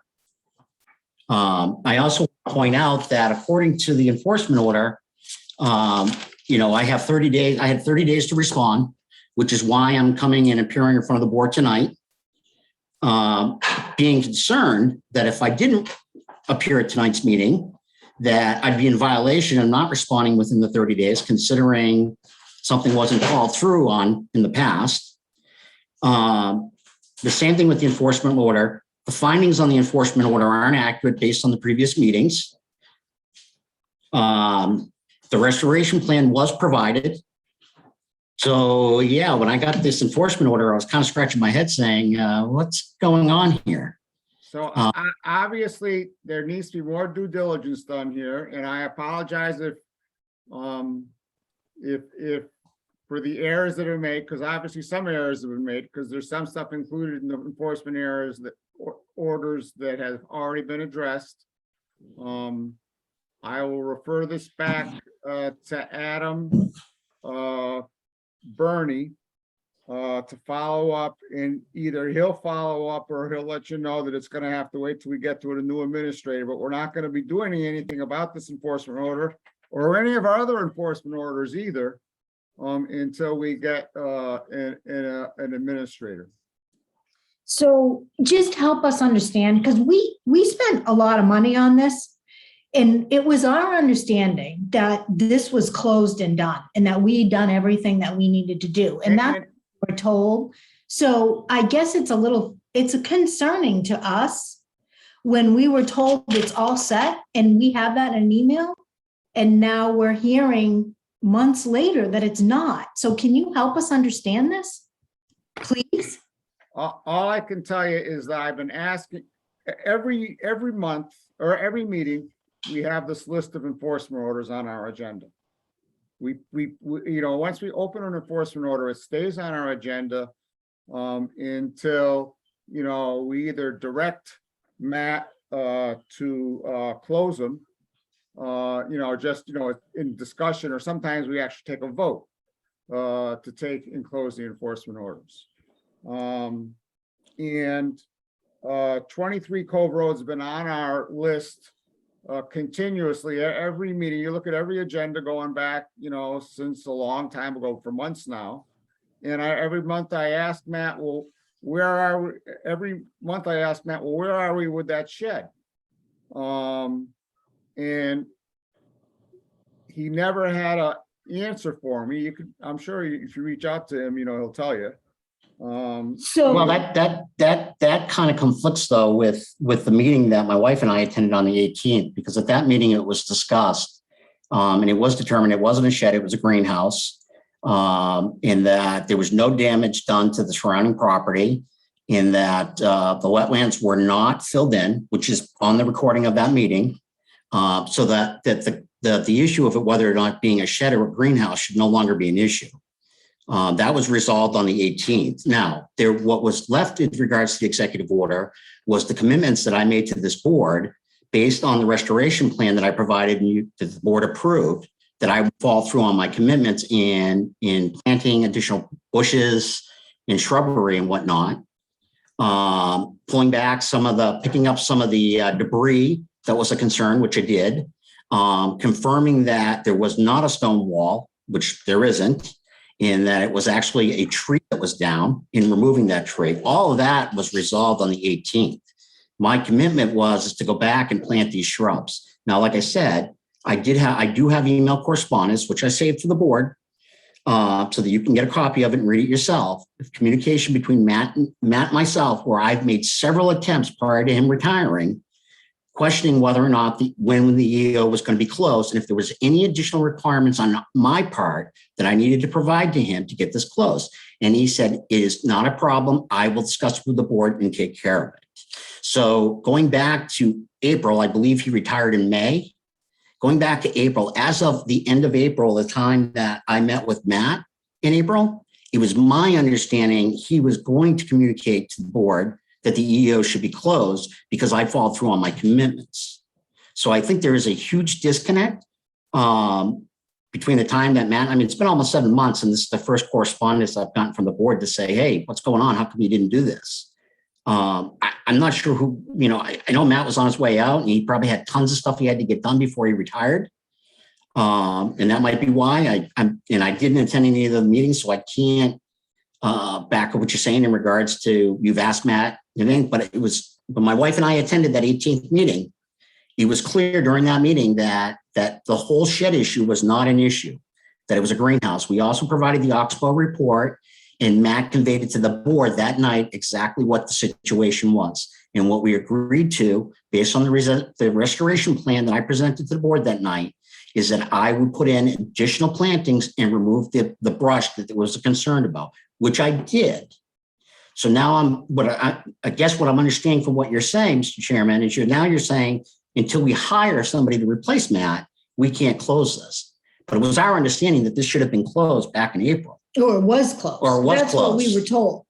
So can we confirm with Matt that, No, yes? Matt's no longer an employee of the board. Well, he was. Can I ask you a question, sir? Sure, absolutely. Why do you think it does that? Because it's a greenhouse, that's not a problem. Why are you asserting that? Because the board, including yourself, on the 18th of 21, 8/18 of 21, okay, it was discussed that meeting, and it was raised and it was resolved. And I have a copy, I have the video copy of that video, the recording of that meeting that night, if you'd like a copy of it. Okay, it's on YouTube, I'm sure all right, well. So I think there is a little bit of a disconnect or miscommunication that needs to be resolved, because this actually put me back in a panic, considering the amount of money that I paid the last time. Well, I don't think there's any need to panic. I can see where you would be upset. But I don't think there's any need to panic. No. I also don't want you to take my word for this either. I have the correspondence backed up that I can use proof. I appreciate that. And I will follow up with Adam Burney on our end, and then we'll take it from there. So I need to understand how we're going to resolve this, and whether this is an offline meeting, because we don't want to take up your time here, but we can't continue to have this drag out. So please tell me what this looks like and how we can resolve this. Tell us. I think I just did. I'm going to take and refer it to Adam Burney. Who's okay, to see if he can do the due diligence, to check up on all the things you've just mentioned that you have. And well, all you got to do is come out to the site and look for yourself and see that I followed through on my commitments to the board. The plantings were put in, the shrubs were put in, the brush was removed. And is the greenhouse still there? Of course, the greenhouse is still there. Well, I've seen. Maybe I'm the only one, but I believe it's a structure within 50 feet of the wetlands. Yeah, that was resolved. That was resolved the night of the 18th, 8/18/21. And there was the question about a stone wall, which there was. That was also resolved the So it was resolved how? It was shown that it was more than 50 feet from the wetlands? No, the board, based on the report from Oxbow, based on the information that was provided by Matt that night at the meeting, that it was agreed to that it was no longer an issue. And what was agreed to in regards to mitigating this issue was what I was required to do in regards to putting in additional plantings. Okay, so. So I mean, you got the information. That was on what date? That was the 8/18/21 meeting. 8/18. All right. Thank you so much. I will be reviewing that video, that portion of the meeting before the next meeting, and I'll be reaching out to Adam Burney, and hopefully we can get this all straightened out by the next meeting. Yeah, and Mr. Chairman, just to bring up another topic really quick, and so that we could probably resolve this evening, I'm also going to provide you with the legal documentation as well as the original plot plans for this location in regards to the wetlands in the rainwater culvert that runs through my property. It was supposed to be maintained by Hickory Hills, and the lack of them not maintaining it is what resulted in my property flooding. So I'm going to give you that documentation as well, because you can see that they are stamped by engineers as well as signed by attorneys. That my property that section of my property would have never been wetlands if Hickory Hills did what they were supposed to do. And it was due to their lack of maintenance that flooded my property, which resulted in you guys determining it was wetlands. So as a courtesy, I'm going to provide you that information as well. So that, because I don't know how the determination was made originally, and I don't want to open up an old wound. But based on these legal documents and what's been conveyed in the titles, as well as the original plot plan, this should have never become an issue at all. We could have resolved this before this even became an issue as regards to it being wetlands. Because my property flooded because Hickory Hills wasn't following through on their responsibility to maintain that rainwater culvert that runs to the center of my yard, which what resulted in the property flooding in the first place. And I'd be more than happy, you can come down and visit me, and I can show you this week if you'd like. That is completely dry. The other thing I want to make sure I convey to you, because I'm not sure that Matt may not have conveyed this to you, that it was also determined that the rainwater culvert that ran under the road on 23 Cove Road was blocked by large boulders that somebody had stuffed in that culvert to reduce the water flow through that, which also resulted in the flooding of my property. After those stones were removed from that culvert, my land started drying out. And I don't know if that was communicated to the board or not, but I want to make sure that it is communicated now and conveyed so that you have it on record. Thank you so much. This became part of tonight's record. Thank you. So just one more question before we go. What are the next steps for us? Do we hear back from you? You will hear back. I will review the video and I will talk with Adam Burney. You will hear back.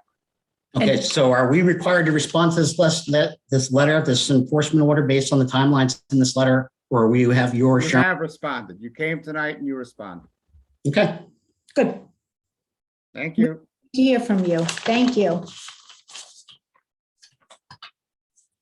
Anything else on enforcement orders?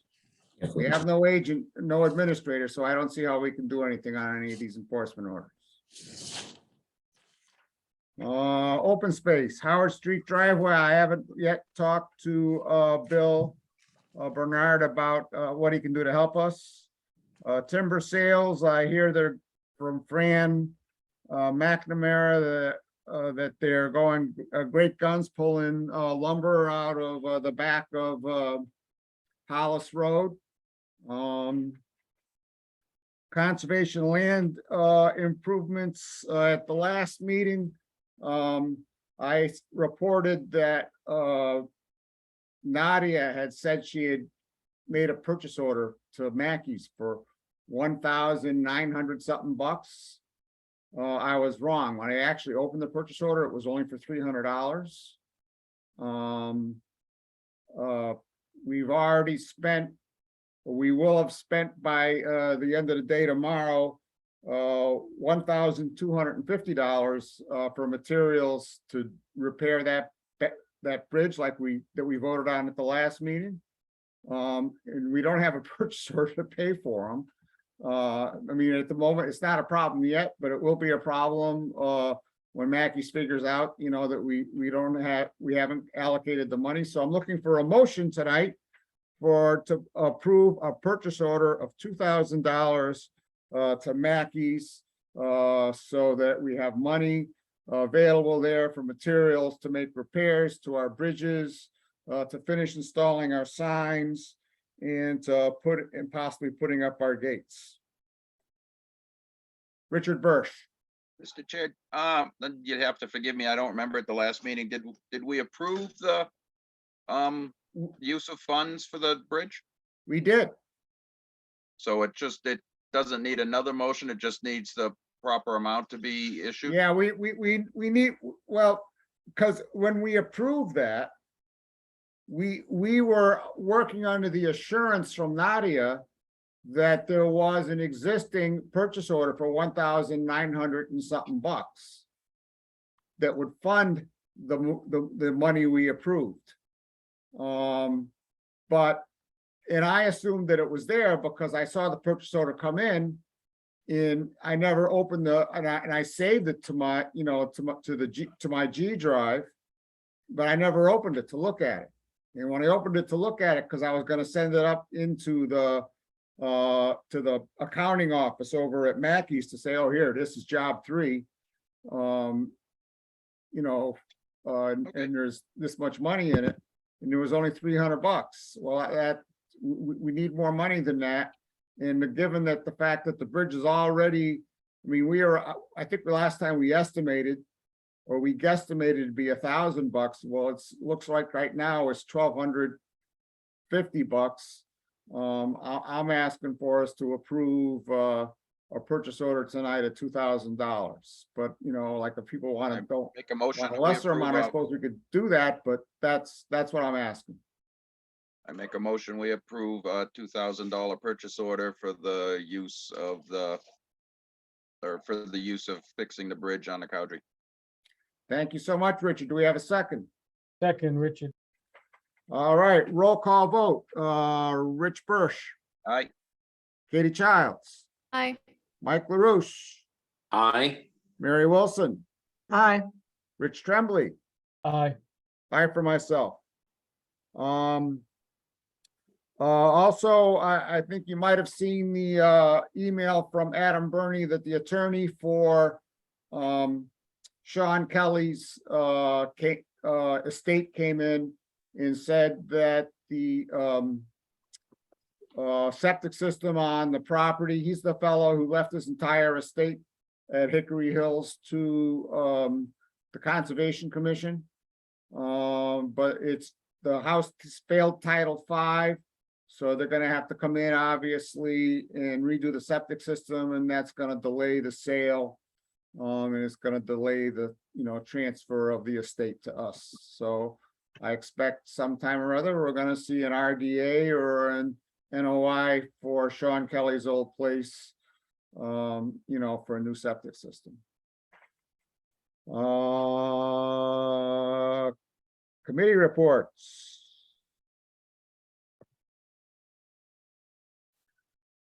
Any public comment? Gavin. Mr. Welsh. Yes.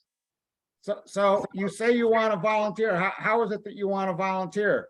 Are you interested in becoming what we call an associate member of the commission?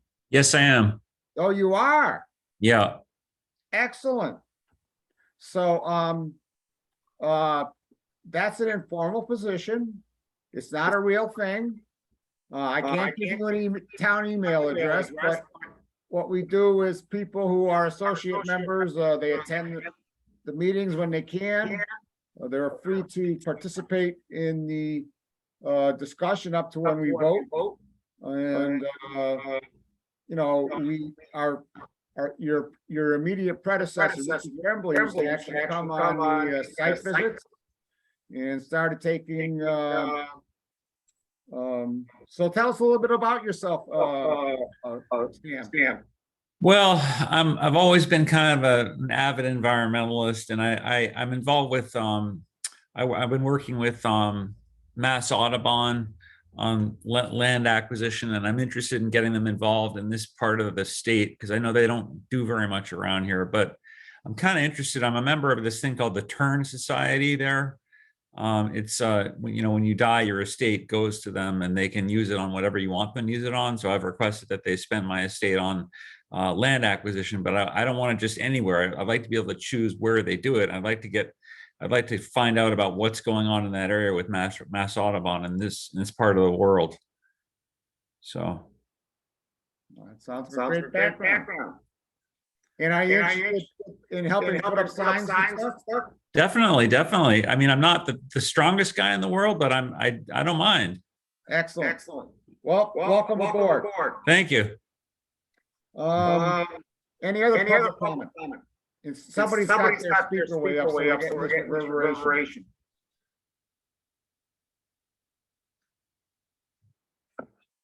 I'm looking for a motion. Adjourn.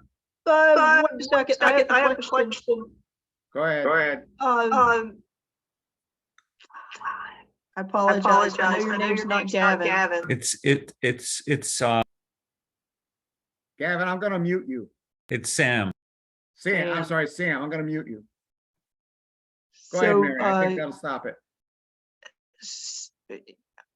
I would like to be able to get in touch with Sam, but I don't think we want Sam to put his email address out on the I can forward it to you. recording. If Sam shakes his head yes now.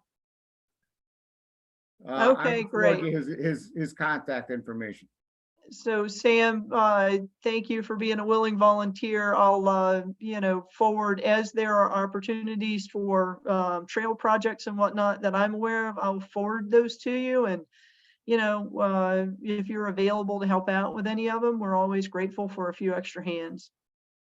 It's Sam, I would just tell you that Mary is a member of the Lunenburg Snow Riders, and up until the recent time, 99% of all the trail work and trail and bridge improvements on Lunenburg conservation lands was completed by the Lunenburg Snow Riders. So, and she is a fabulous volunteer, full of energy, enthusiasm, and organizational skills. How do they get around, the Snow Riders?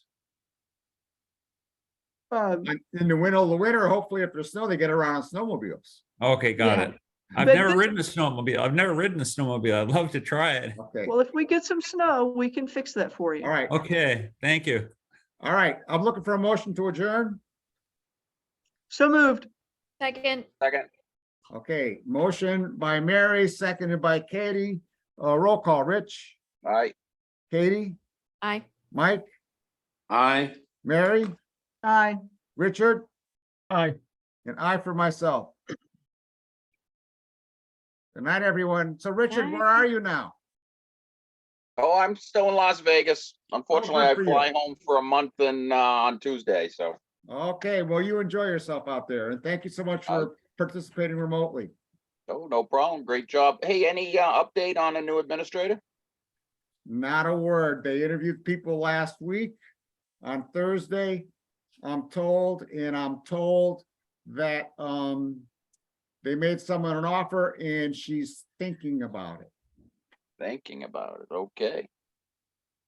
Is there a lot And of I only know interest that in the because I went position? in and asked today. As you know, they think it's none of our business. Yep. All right. Well, thank you all. Don't forget Tuesday is voting day, so. I already voted weeks ago. I Me did too. All right. Good night, all. Good night. Take care.